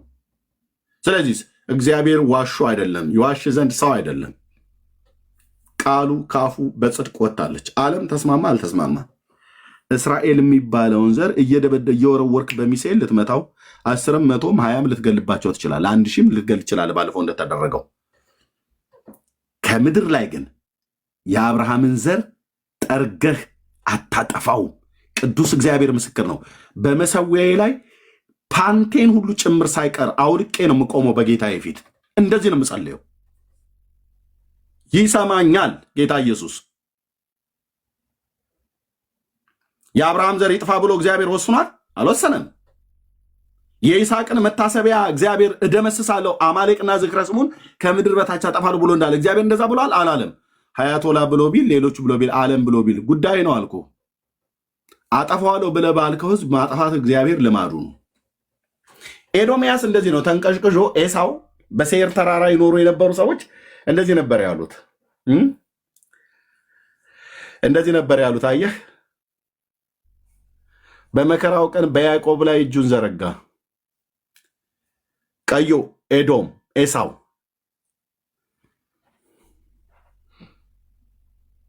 አፍርሷት አፍርሷት አፍርሷት እያሉ ጮሁ በኢየሩሳሌም ጆሮ ላይ። ከያዕቆብ ቤት ያመለጡትን ወደ ምድረ በዳ እንኳን ሲሸሹ ወደ ይሁዳ ምድረ በዳ ተከታትለው እባብ ተቀጥቅጦ እንደሚገደል እየቀጠቀጡ ገደሉ ኤዶማውያን።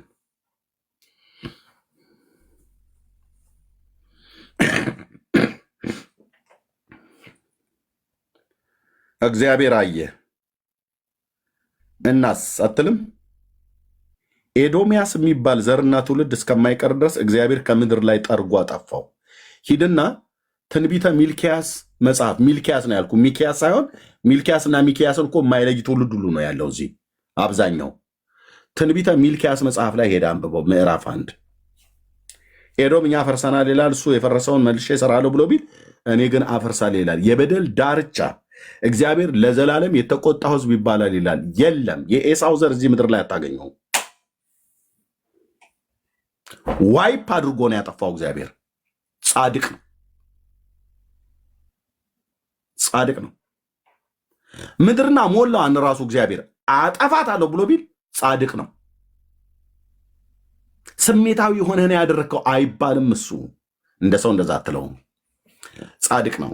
የነህሚያ አምላክ ጻድቅ ነው። ጌታዬ ጻድቅ ነው ብዬ ስልህ በጣም እኮ ጻድቅ ነው። ትክክል ነው ማለት ነው። እኛንን ትክክል ያልሆን ኤርሚያስ እገላለሁ ብሎ ቢለኝ ጽድቅ ጻድቅ ነው። አባቴ አትግደለኝ ነው ብዬ የምለው። አሰንብተኝ፣ ማረኝ፣ ምሕረት ከሕይወት ይሻላልና ማረኝ ነው ብዬ የምለው። ማረኝ፣ እድልን ስጠኝ፣ እመለሳለሁ፣ ለሕይወት የሚሆን ንስሐን ስጠኝ ነው መለመን ያለብኝ። እንደ አባት እንደ ንጉሥ አክብሬ ማለት ነው እንጂ ማን ስለሆንክ እንዴት እኔን አታቀኝም አይባልም፣ አይባልም፣ አይባልም። ብራዘርዬ አይባልም። የቆሎ ባልንጀሮቻቸው ያደረጉ ማለት ነው። ፌር አይደለም። እግዚአብሔር እንዴት ለእስራኤል ያዳላል ምናምን ነገር ብሎ ይላል። በኪዳን ደረጃ ኪዳን ያለው ህዝብ ነው። እነሱ በኪዳኑ ሄዱም አልሄዱም፣ ግን ኪዳን ሲገባ እግዚአብሔር ገብቷል። በቃ ኪዳኑን ይሽረው ዘንድ የኖህ ውሃ በምድር ላይ እንዳያልፍ እንደማለ እግዚአብሔር የዘላለም ጽኑ ኪዳንን ነው የማለላቸው። በቃ ነደድኩ ብለህ ካልክ አብሽ ጠጣ። አንድ ማለት በቃ እሱ ነው የሚያሰ ጨጓራ የተቃጠለ እንደዚህ እግዚአብሔር በቃ አብሽ ጠጣ። አብሽ ጥሩ ነው አሉ ለጨጓራ እንጂ ምን ልታደርገው ትችላለህ? እግዚአብሔር ወደድኩት ብሎ ያለውን ህዝብ ያዕቆብን ወደድኩ ብሎ ካለ አንተ እንዴት ያዕቆብን ትጠላለህ? ያዕቆባውያንን ወደድኳቸው ብሎ ካለ ብራዘር መልሶ እግዚአብሔር ለዚህ ነው ቅድም የተናገርኩት ስለ ኤዶሚያስ የሴር ተራራ ሰዎችን ሆሴ መሰለኝ ሲናገር ነቢዩ በያዕቆብ ቤት ላይ እሳትን በዮሴፍ ቤት ላይ ነበልባልን ሰዳለሁ፣ የኤሳውን ቤት ገለባ ይሆናል፣ ቅሬታም እስከማይገኝለት ድረስ ይበሉትማል አለ መድኃኔ ዓለም ክርስቶስ። እኔ ጌታዬን እፈራዋለሁ፣ እኔ አምላኬን እፈራዋለሁ። ዋት ኤዶሚያስ ላይ እንደዚህ አይነት ናት። የያዕቆብን ቤት እሳት፣ የዮሴፍን ቤት ነበልባል።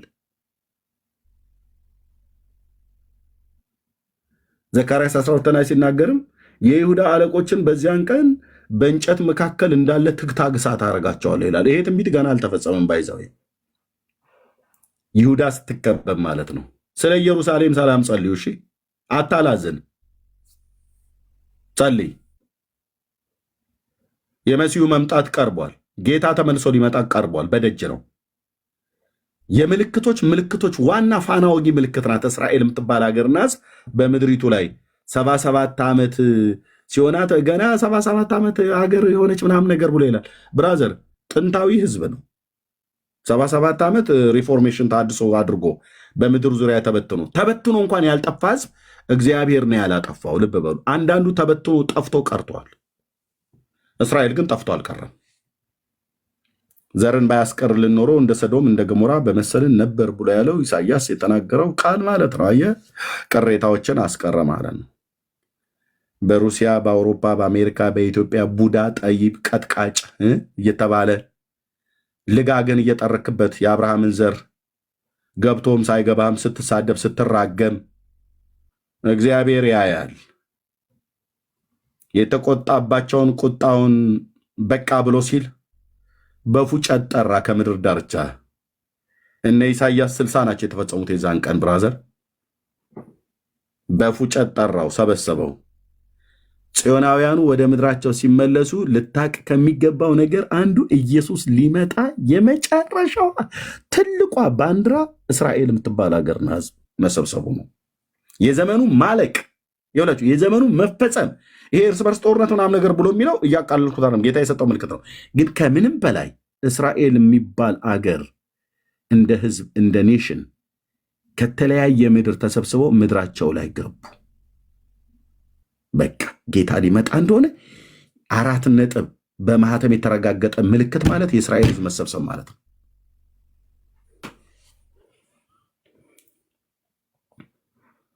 ኦኬ፣ ይመጣል፣ በዚህ ህዝብ ላይ ይነግሳል። ኦኬ፣ ይመጣል፣ በዚህ ህዝብ ላይ ይነግሳል። የወጉት ሁሉ ያዩታል። እጁ ላይ ያለውን ቀዳዳ እየነኩ እያገላበጡ ያዩታል። ማን ያቆሰለህ ብለው ይጠይቁታል። እሱም በወዳጆቼ ቤት የቆሰልኩት ቁስል ነው ይላል። ሰቅለው ወቅተው ወዳጆቼ ብለህ ትላቸዋለህ። አዎ፣ ስለ ወንጌል ጠላቶች ናቸው፣ ስለ አባቶች ግን ተወዳጆች ናቸው ብሏል። ብራዘር አፍክን ያዝ። እንድትሰነብት የምትፈልግ ከሆነ አፍክን ያዝ። በእስራኤል ላይ ብዙ አትበል። ደግሞ እንደ ኔሽን እንደ ህዝብ መጥፋት አለባቸው ብለህ ካልክ እመነኝ፣ ቅዱስ ገናናው እግዚአብሔር ምስክር ነው። በቤትህ መዓት ያመጣል። መዓት ትችለዋለህ። ለአብርሃም የገባውን ኪዳን አንተ ቁጭ ብለህ ቤትህ ረከቦት እየደፋህ ሰንደል ለኩሰህ ጭስ እያጫጫስክ እስራኤል ይጥፋ ይድፋቸው፣ የአባቶች አምላክ ይገልብጣቸው ብለህ የምትለውን ብቻ ማለት ነው። አቴቴ ጨሌ ቆሌም ልጠራ ትችላለህ። የፈለግከውን ጥራ። አዳልሞቲ እንትና የምትባልም ድረስ እስራኤል የሚባል ይጥፋ ብለህ ብትል ማንን እንደምትረግም ታውቃለህ? አብርሃምን። ግንዱን ሁሉ ነው ሄደ የምትረግመው። ስለዚህ የሚረግሙህን እረግማለሁ ብሎ ያለው ለሽማግሌው እግዚአብሔር አልረሳውም። የዘላለም ኪዳን ነው። ከዛ አታሳብብም። ቡሃቃ ያልበረከተ አለ ምናምን ነገር ልጆቼ ማላድርጎ አለ። ልጆቼ ሁሉ በጤንነት ታወቁ። መጋኛኑ ኩፍይ ነው፣ ትክትክ ነው፣ እንትን አልማዝ ባለ ጭራ ነው። ትጭራለህ አልኩ።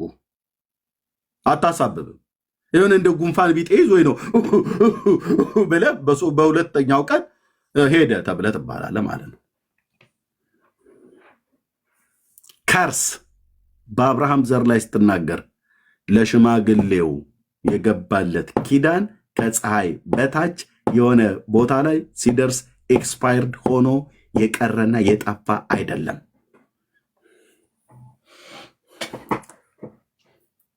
መንግስተ ሰማያት ሄዶ የመጎብኘት እድል ብናገኝ እዚህ ያለን አሁን በሙሉ ተሰብስባችሁ ኑ ብሎ ጌታ ቢወስደን ጉብኝት ለማድረግ ብንሄድ እዛ በሙሉ ከአባቱ ጀምሮ ተቀምጠው በሙሉ ተኮልኮለው የምታያቸው አይሁዳውያን ናቸው። ጅሽ ኤርሚያስ ልታናድደን ነው እንደ የመጣኸው ነው ብራዘር፣ ላናድድ አይደለም። እውነቱ ይሄ ነው። በሙሉ ብትሄድ ከአብርሃም ጀምሮ እዛ ቁጭ ብሎ ታገኘዋለህ። ይስሐቅ፣ ያዕቆብ፣ ይሄኛው ሳሙኤል ነው ይለዋል። ይሄኛው ደግሞ አሮን ነው። ይሄኛው አየው ሙሴ፣ እችኛዋ ደግሞ እህታቸው ነበረች ማርያም፣ እቺ ደግሞ እናቲቷ ነበረች ዮካብድ። ምንድን ናቸው እናንተ ብሎ በእስራኤላዊ በሙሉ ጥራ፣ ነቢያቱን በሙሉ ጥራ፣ ሐዋርያቱን በሙሉ። ይሄኛው ማነው? ጳውሎስ ነው። ይሄስ ጴጥሮስ ነው። የት ነበር ጴጥሮስ? ሰፈርህ ቤተሳይዳ። እኔ እነግርሃለሁ፣ እሱ ባይነግርም ቤተሳይዳ ነው። የቤተሳይዳ ሰዎች ነበሩ። አንተስ ማነው? ዮሐንስ ነኝ ሐዋርያ፣ አሳ አጥማጅ ነበርከው። እዛ በእግዚአብሔር ክብር ግርማ በአዲስቱ ኢየሩሳሌም ደግሞ በጣም የሚገርመው በአዲስቱ ኢየሩሳሌም በበጉ ከተማ 12 በሮች አሏት። በነሱ በር በእያንዳንዱ በር ላይ ጁዳ፣ ሮቤል፣ ይሁዳ፣ ስምዖን፣ ሌዊ፣ ንፍታሌም፣ ዛብሎን ተብሎ የተጻፈው በወርቅ ቀለም ነው የተጻፈው። ሰማይ ውስጥ ማለት ነው። ምን ይሻላል? ምን ይሻላል? መስማማት ነው። አንተ እዚህ አታጠፋውም። የይሁዳን ዘር እዚህ አታጠፋውም።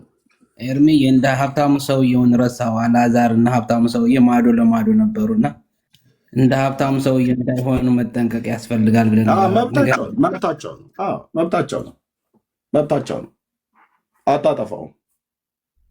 በአዲስቱ ኢየሩሳሌም ራእይ መጽሐፍ ላይ እኮ ነው የሚናገረው። በአዲስቱ ኢየሩሳሌም በበጉ ከተማ በምንገባባት ከተማ በሮች ቅጥር ላይ በር ላይ ስማቸው የተጻፈ ይሁዳ የሚል ስም ነው የተጻፈው። ነገዱ ማለት የነገድ አባቱ ማለት ነው። ያ ጌታን የሸጠው ሰውዬ ተቀልቃዣው ሰውዬ አይደለም። ባይዘወይ በጣም በጣም በጣም በቃ የሚገርም ስም ይዞ የማይመጠን ምግባር። በዚህ ስም ልጆቻችንን እንኳን ሁሉ እንዳንጠራ ማለት ነው። እኔ ጥሩ ከፈለጋችሁ ወንድሞች እናቶች፣ ይሁዳ ማለት ምስጋና ማለት ነው። ሰውየው ግን ይሄ ወፈፌ ሰውዬ ዜ ያስቆርጦ የተባለው ጌታን ሸጦ በ30 ብር ይኸው ስሙን እንኳን እንዳንጠቀምበት አደረገ እንጂ ከዛ በፊት የተከበረ ስም ነበረ። ጁዳ ማለት የይሁዳው አንበሳ እኮ ነው ተብሎ የሚጠራው ራሱ ጌታ ኢየሱስ እንኳን። እና እዚህ የምትቃወመው እስራኤላዊ ዘሮቹ በመንግስተ ሰማያት ቅጥር በር ላይ የአባቶች ስም ተጽፏል። በጌታ በኢየሱስ ክርስቶስ ምን ያህል ቢወደው ነው ግን እግዚአብሔር በዘላለም ፍቅር። ማን ያለው? ነቢዩ ኤርሚያስ። በዘላለም ፍቅር ወድጄሻለሁና አንቺ የእስራኤል ድንግል ሆይ እንደገና ሰራሻለሁ ብሎ ያለውን ህዝብ አንተ እንደገና አጠፋዋለሁ አይባልም እኮ ወንድም አለ። እግዚአብሔር ደግሞ ሲያጠፋህ በራሳቸው እጅ ያጠፋሃል። ነግሬህ አልሰማ ብያህ ምክር አልሰማ ብለህ የእግዚአብሔርን ምክር፣ እውነቴ ነው፣ የእግዚአብሔርን ምክር ነው መክራቸው፣ የእግዚአብሔርን ምክር ነው የምመክራችሁ። እስራኤል ታጠፋለች ማለት ነው። ለህልውናዋ ስጋት ከሆንክባት አነፍንፎ አዳኝ የሆነ የደህንነት ክፍል አላት፣ ሞሳድ የሚባል ኦኬ። በግራ ኪስ ውስጥ ምን ያህል ብር እንደያዝክ፣ ኋላ ኪስ ውስጥ ምን እንደጨመርክ ምንም ሳይታገል ሊያውቀው ይችላል። ለህልውናቸው ስጋት ከሆንክባቸው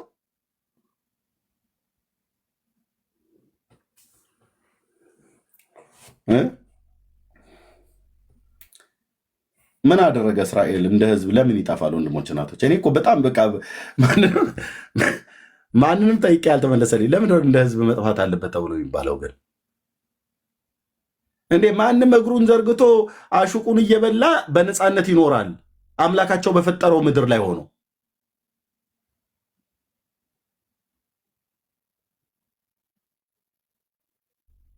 እነሱን ግን መኖር የለባቸውም ብሎ ይላል።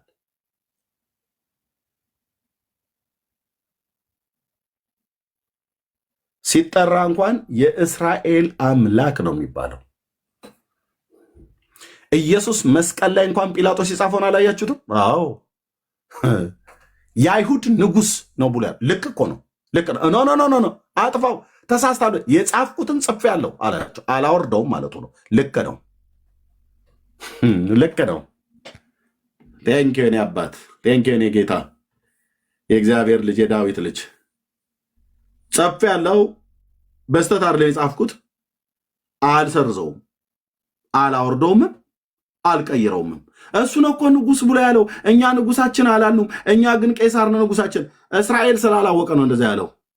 ብታቅ ኖሮ ብራዘር፣ አለቃቸው ከነሱ ይሆናል፣ ገዣቸው ከመካከላቸው ይወጣል፣ እኔም አቀርበዋለሁ፣ እርሱም ይቀርባል። ይህስ ባይሆን ወደ እኔ ሊቀርብ የሚደፍር ማን ነው ብሎ ስሙን የያዝኩት ነቢይ የተናገረው ትንቢት ቢያስተውሉት ኖሮ ገዢው ነበር ከመካከላቸው የወጣው። የጻፍኩትን ጽፌአለሁ አለ። ምን ብሎ ነው የጻፈው? የአይሁድ ንጉሳቸው። ልክ ብሏል ጲላጦስ። ትክክለኛ የጻፈው ጽሁፍ ማለት እሱኛው ጽሁፍ ነው።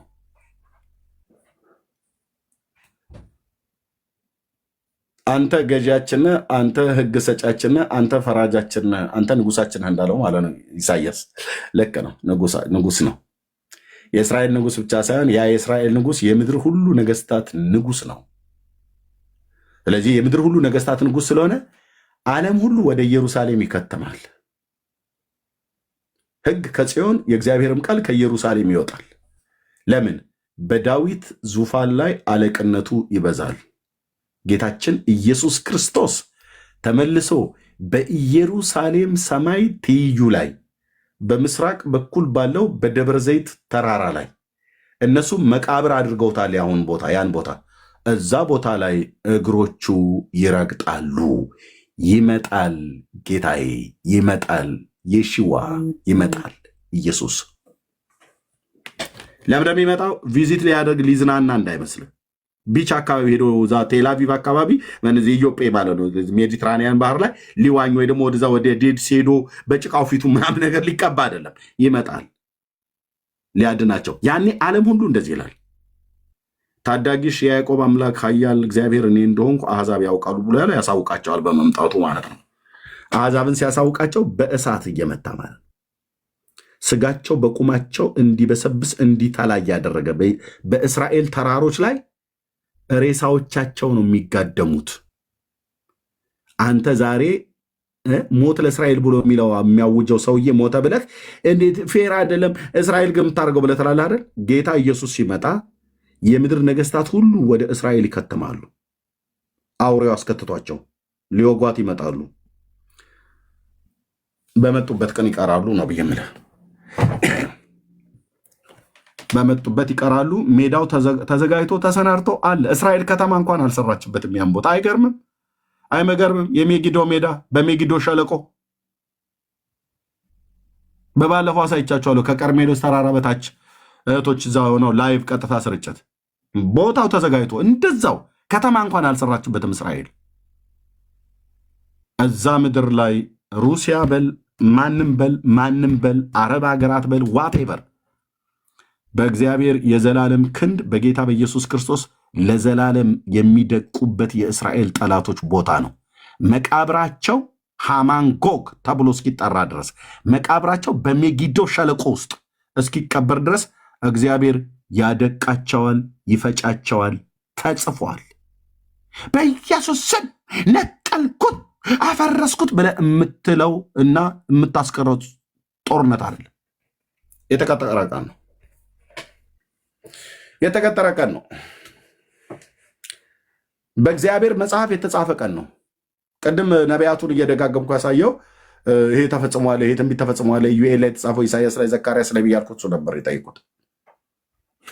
እኔ ወንድሞች እህቶቼ፣ ብዙዎቻችሁ ስለ እስራኤል እግዚአብሔር ያለውን ዓላማ አልገባችሁም። ወንድምነት በባለፈውም ሲናገር ነበር፣ አልገባችሁም። ሰባኛው ሱባኤ የሚባል አንድ ሱባኤ እንደቀረ እግዚአብሔር ከዚህ ህዝብ ጋራ ያልቋጨው ያልዘጋው ምዕራፍ እንዳለ ስንት ጊዜ ተናገርን። መንግስቱ ኃይለማርያም እንዳለ ሆነ እኮ አንዳንዴ ይሄ ትውልድ አለ ያኔ ብሔራዊ ውትድርና ሰው አልሄድ ብሎ ሲል ይሄ ትውልድ ምን መቀመጫውን በጩቤን ብንወጋው አልነቃ ብሏል ብሎ እንዳለው ማለት ነው። እኔ ስንት ጊዜ እኮ ወጋጋን፣ በዘካርያስ ወቅተን፣ በኢሳያስ ወቅተን ማለት በቅዱስ ቃሉ ነግራን ማለት ነው። በኢዩኤል በሕዝቅኤል ብዬ ነግሬህ እንዴት አትነቁም? ወንድሞች እህቶች፣ እግዚአብሔር ከዚህ ህዝብ ጋር ጉዳይ አለው፣ አልጨረሰም። ቀጠሮ አለው። ቀጠሮ እነሱ ተረድተውታል፣ አልተረዱትም። የተረዱ አሉ፣ ያልተረዱ አሉ። እነሱ ተረዱም አልተረዱም፣ ግን እግዚአብሔር ግን ቀጠሮ አለው። በጌታ የሚመጣ የተባረከ ነው እስክትሉኝ ድረስ አታዩኝም ብሏቸው ነው ትቷቸው ሄደው። አላለቀም። እግዚአብሔር ከእስራኤል ጋር ጉዳዩን አልጨረሰም፣ እንደ ህዝብ አልጨረሰም። ወንድሞች እናቶች፣ ጌታ ምስክር ነው፣ አልጨረሰም። ጉዳዩን ያልጨረሰውን ህዝብ አንተ ከዚህ ከምድር ሆነ ከሀያቶላ ጋር ጨርሰዋለሁ ብለህ ስትል ጌታ ኢየሱስ ይጨርሰሃል። እና ያኔ እኔ ስሰማ እግዚአብሔር ያደረገው ትክክል ነው ብዬ የምለው እውነቴን ነው ብዬ የምላቸው ወንድሞች እናቶቼ፣ እኔ ለእግዚአብሔር ዓላማ ልቤን እግዚአብሔር ጨካኝ ነው ያደረገው። እግዚአብሔር እዚህ ያለህን አሁን ምሽክ አድርጎ በሙሉ ቢገድልህ ትክክል ነው ጌታ ያደረግከው ትክክል ነው። እኔ ምን አውቃለሁ ወንድሞች እናቶቼ፣ እኔ ታውቃለህ ያንተ ልብ፣ አንተስ የኔ ልቤ ታውቃለህ። ኤርሚያስን ቢገድለው እግዚአብሔር ትክክል ነው መባል ያለበት፣ ጌታ ትክክል ነው መባል ያለበት። ተሳስተሃል የሚለው አለ?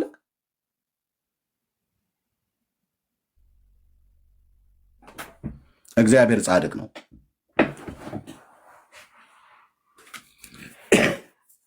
እንዴት ኤርሚያስ ሰው ሞቶ እንዴት ትክክል አይደለም ነው? እንዴት እግዚአብሔር ጻድቅ ነው ብትላል እንዴ? የገደላቸው እግዚአብሔር ነው እና እኔን ታስፈጀኝ እንዴ? እኔ ራሱ እግዚአብሔርን ትክክል አይደለም ብዬ ብል አንተስ ማነህ ብሎ ቀንድቤም ቢለኝ ምን ላመጣ? ያው ፈንጣ ብትቆጣ እግሩ አንተ ላመጣች ብለህ ልተርትብኝ አይደል? እኔም አላረገውም።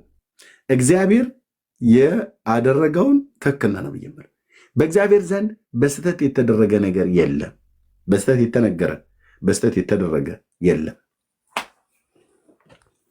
በስራ ሁሉ ጻድቅ ነው የኔ አባት ለዘላለም።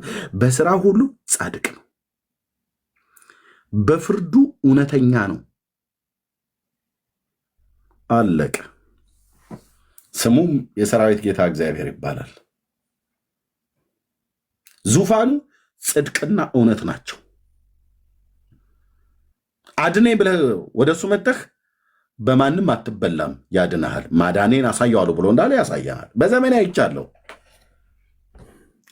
አላግጠህበት በምሕረት ይታገሳል። አሹፈህበት ቡሌ አድርገው ይታገሳል። እጁን ግን ከሰማይ ሲያነሳ እኔን አንተ አያድርገኝ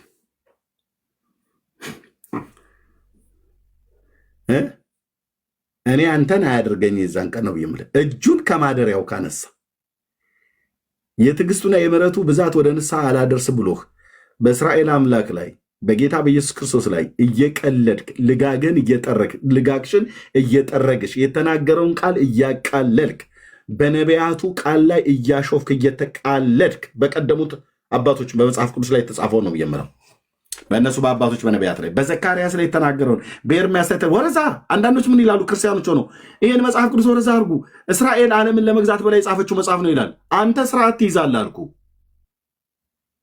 ሰይጣን ገጣጥሞ ያስገባቸው ቸርች ውስጥ የገቡ ሰዎች እስራኤል ዓለምን ለመያዝ ብላ ለምሳሌ ነቢያቶቹ ምኖች ናቸው ይላል? እስራኤላውያን ናቸው። ሶ ይላል እኮ ሶ እና ቀጥላ ሐዋርያቱ ስንማን በሙሉ እስራኤላውያን ናቸው።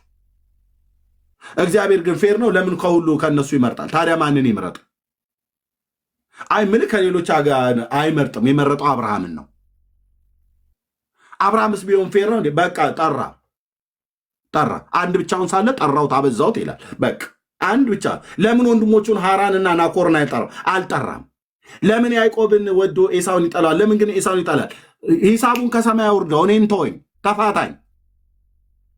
እግዚአብሔር ግን ጻድቅ ነው። ያዕቆብን ወደድኩ ብሎ ቢል ኤሳውን ጠላው ብሎ ቢል አብርሃምን ከናኮር እና ከሐራን ከወንድሞቹ ነጥሎ ከታራን ቤት ቢያወጣው ጻድቅ ነው፣ ትክክል ነው።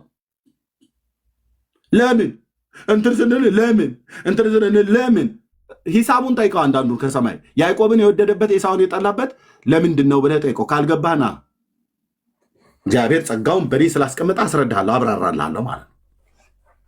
ኤሳውን ቢወድ እግዚአብሔር ኤሳውን ቢጠላ ጻድቅ ነው። ያዕቆብን ወደድኩ ብሎ ቢል ጻድቅ ነው። አብርሃም ብቻውን ቢጠራው ጻድቅ ነው። ጻድቅ ነው። እኔ እናንተን በህይወት ቢያኖረን ጻድቅ ነው። ቢገለንስ ጻድቅ ነው። በስራው ጻድቅ ነው። አልተሳሳተም ጌታዬ፣ አይሳሳትም እግዚአብሔር፣ አይሳሳትም እግዚአብሔር። እግዚአብሔር ትክክል ነው። እግዚአብሔር ትክክል ነው። ቢያበዛን ጻድቅ ነው። ቢያሳንሰን ጻድቅ ነው። የእድሜያችንን ቁጥር እንደ ዛፍ ቢያደርገው እንደ ማቱሳላ ቢያስረዘመው ጻድቅ ነው። ቢያሳጥረው ጻድቅ ነው። ጻድቅ ነው። ምንም ነገር እሱ ያደረገው እሱ የተናገረው በሙሉ ትክክል ነው። ያው አባዬ ልቤን የሰራህ እኔነቴን የምታውቅ አምላኬ የእውነት እኮ ጻድቅ ከሆነ ለሰው ፊት ለማለት አይደለም፣ ጻድቅ ነው። ቢያበላን ጻድቅ ነው። ቢያለብሰን ጻድቅ ነው። እንድንታረዝ ቢያደርገን ጻድቅ ነው። ትሑታንን ከምድር አንስቶ ከፍ ከፍ አድርግ ይችላል። ከፍ ያሉትን ደግሞ አዋርዶ እታች አመድ ከትቢያ ይጥላቸዋል። ገዢዎችን ከዙፋናቸው ያዋርዳል። ትሑታንን ደግሞ ከፍ ከፍ ያደርግ ጻድቅ ነው። እንዴት ነው የማወራው? ጻድቅ ነው። እረኛውን አንስቶ ቤተ መንግስት ቢያመጣ ጻድቅ ነው። የተላገደችበትን ለእግዚአብሔር ስለዘመረ የተላገደችበትን የሜልኮል ማህፀን ቢዘጋው ጻድቅ ነው። ምን ታመጣለች ሜልኮል? ምን ታመጣለህ አንተስ? እኔስ ቢሆን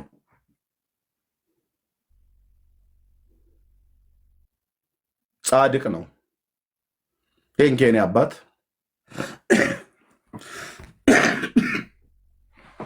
ጻድቅ ነህ። እግዚአብሔር ጻድቅ ነህ። እግዚአብሔር በስራህ ትክክል ነህ። ትክክል ነህ። ትክክል ነህ አባዬ፣ ትክክል ነህ። ሁሉ ቀን ትክክል። አንተ ብቻ ነህ ትክክል። አንተ ብቻ ነህ ጻድቅ። እዚህ ምድር ላይ ያለ ዘማዊና ጠማማ ትውልድ የፈጠርከው ፍጥረት ሰውን በመፍጠርህ እስክትጸጸት ድረስ ያደረግን ፍጥረት ነን እኛ። እኛ ትክክል አይደለንም። አንተ ግን ትክክል ነህ። በዘመናት መካከል ተሳስተህ አታውቅም። ጻድቅ ነህ። ለምታደርገው ነገር ሁሉ አንተ ይሙት ብለህ ላልከው ነገር ትክክል ነህ ነው ብዬ የምልህ። ተቃውሜ ምንም አላመጣም፣ ግን አልቃወምህም። እግዚአብሔር ብትገድል ጻድቅ ነህ፣ ትክክል ነህ። እንደ መንግስት እንደ ህዝብ ብታጠፋ ትክክል ነህ፣ ብታኖር ትክክል ነህ።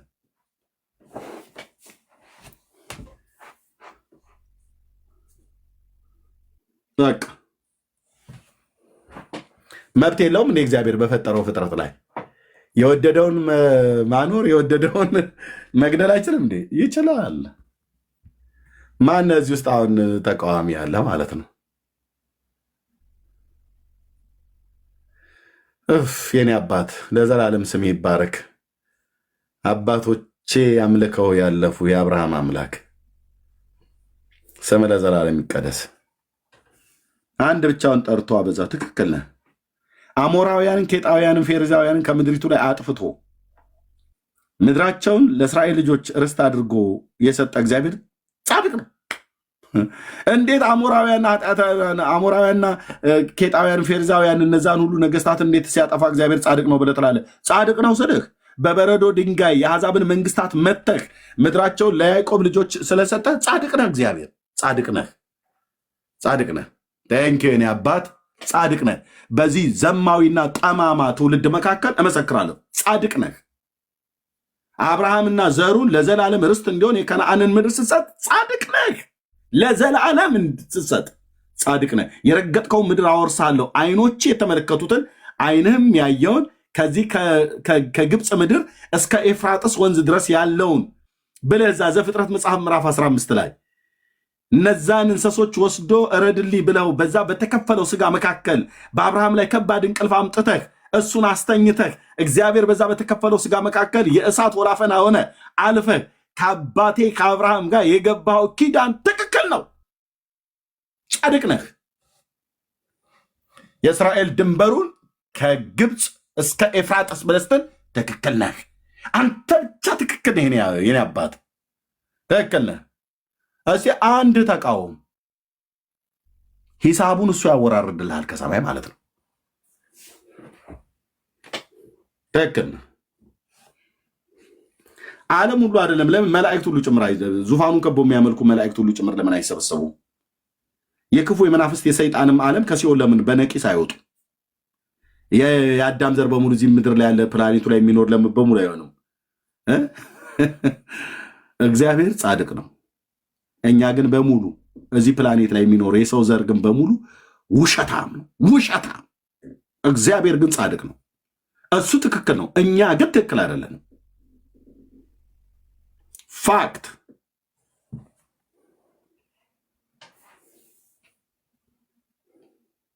አናድጃችኋለሁ አይደል? አንዳንዶች በቃ ይሄ አንዱ ትልቁ ስራ ትልቁ እኮ የወንጌል መልእክቴ ነው።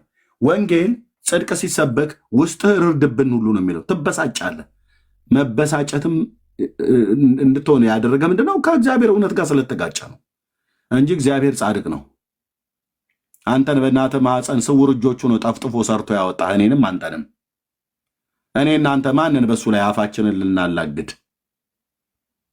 እሱ ለዘላለም የወደደውን ህዝብ አንተ ለዘላለም ልታጠፋው ትፈልጋለህ። እማያፍር ትውልድ።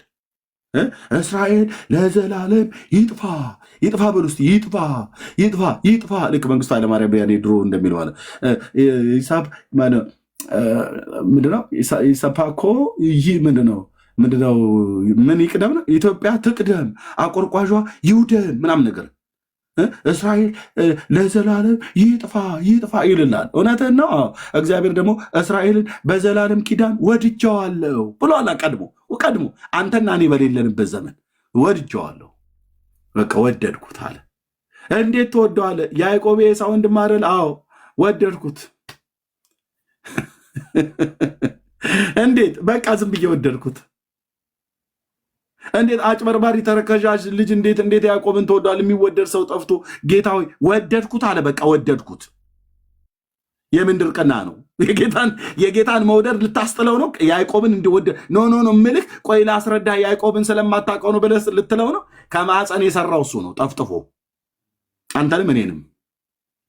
ሰሪው ሲፈጥረው ገና በማህፀን ልቡን ሲሰራው ያውቃል። ኦኬ፣ አንተ ተረከዝ ነው የምታየው፣ ተረከዝ የያዘ ምናምን ነገር ብለህ ግብር ነው የምትጠራው። በግብሩ ያዕቆብን ልጠራው፣ እግዚአብሔር ደግሞ ልብን ነው የሚያየው። ኤሳው ምንድን ነው? ኤሳው ወንድም አይደል? አዎ፣ እዛው ማህፀን ውስጥ ነበር ሲገፋፉ የነበሩት። ቅጥቅጥ ድብድብ የጀመሩት እዛው ነው፣ ገና በማህፀን ሲወጡ አንዱ ለእናት አንዱ ለአባት ታዛዥ ሆነ። ያዕቆብ ለእናቱ፣ ኤሳው ለአባቱ ታዛዥ።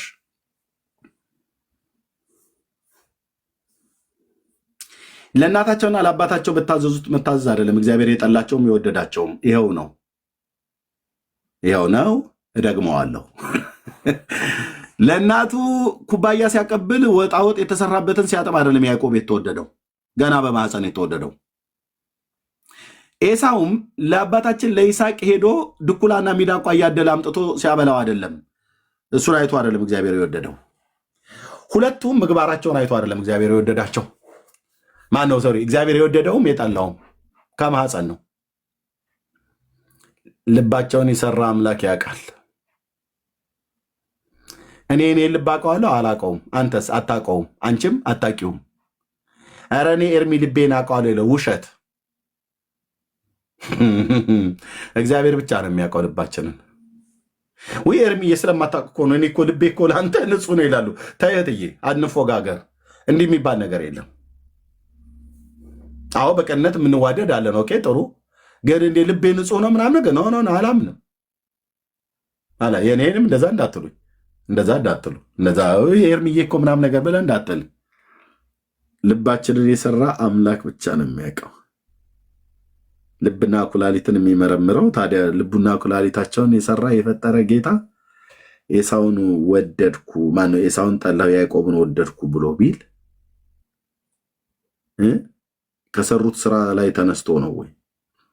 የሰሩት ስራ ከሆነ ኤሳው ለአባቱ ያዕቆብ ለእናቱ ታዛዦች ነበሩ ሁለቱ።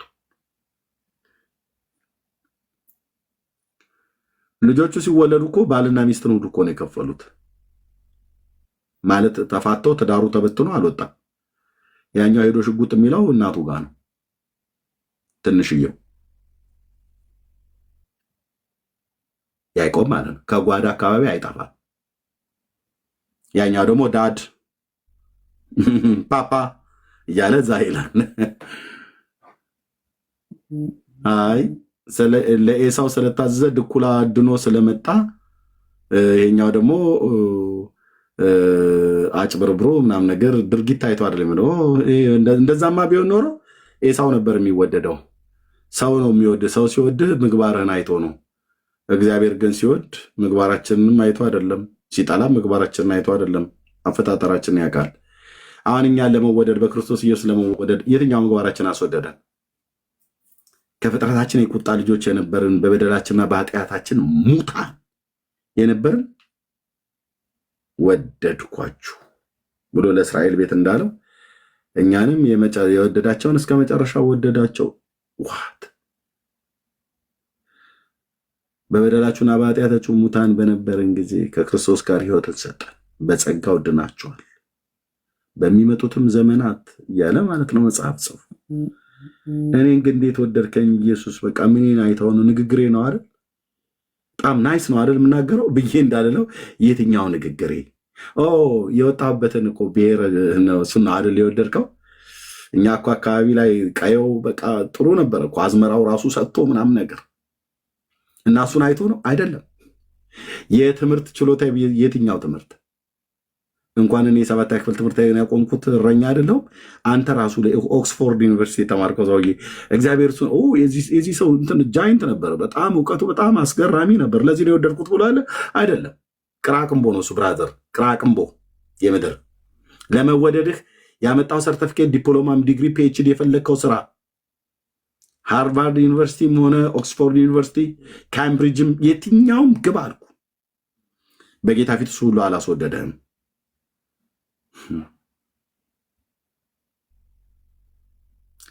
ለምን ወደድከኝ አልልም፣ እርግጥ ወደኸኛ። እንዴት ቆይ ጌታ እኔን ይወደኛል? አንተዬ ድነቅ ከሚለኝ ይሄ ነው። እኔ ጌታ ምስክር፣ እኩለ ሌሊት ላይ ነው የነቃሁት፣ እንቅልፍ እምቢ ብሎኝ እኩለ ሌሊት በንወቸናቶች የእግዚአብሔር ቸርነት ምሕረቱ በዝቶ ነው ዛሬ ላይ መቆሜ። አሄ ትንፋሼን መንገዴን በእጆቹ የያዘው ሆኖልኛ አቅሜ። ወራት ተቆጠሩ፣ ዓመታት አለፉ፣ ዛሬም ዘምራለሁ። ያው እኩለ ሌሊት አስነስቶኝ ሚስቴና ልጆቼ ተኝተዋል። ውድቅት ሌሊት የእግዚአብሔር ቸርነት ምሕረቱ በዝቶ ነው ዛሬ ላይ መቆሜ። አሄ ትንፋሼን መንገዴን በእጆቹ የያዘው ሆኖልኛ አቅሜ።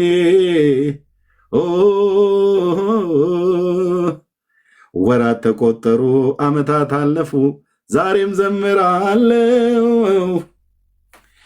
ይህን ሌሊት ማየት እየናፈቁ ዘመናቸው አጭር የሆነባቸው የእግዚአብሔር ምሕረት ከሕይወታቸው የተቆረጠ አለ። እኔ ግን ዛሬ ላይ ያለሁ፣ አንተ ግን ዛሬ ላይ ያለ። እኛ ደግ ስለነበርን አልሰነበትንም። እነሱ ክፎች ስለሆኑ አልጠፉ። የእነሱ ክፎች ሆነው ጠፍተውም ሊሆን ይችላል። ግን እኔ ደግ ስለሆንኩ አይደለም የሰነበትኩት። የእግዚአብሔር ቸርነት ምሕረቱ በዝቶ ነው ዛሬ ላይ መቆሜ። አሄ ትንፋሼን መንገዴን በእጆቹ የያዘው ሆኖልኛ አቅሜ። ልጥፋ ብዬ ብል ትናንትና ብቻ በዋልኩት ውሎዬ ላይ በሀሳቤ በድርጊት የበደልኩት ብቻ ለሞት ያበቃኝ ነበር።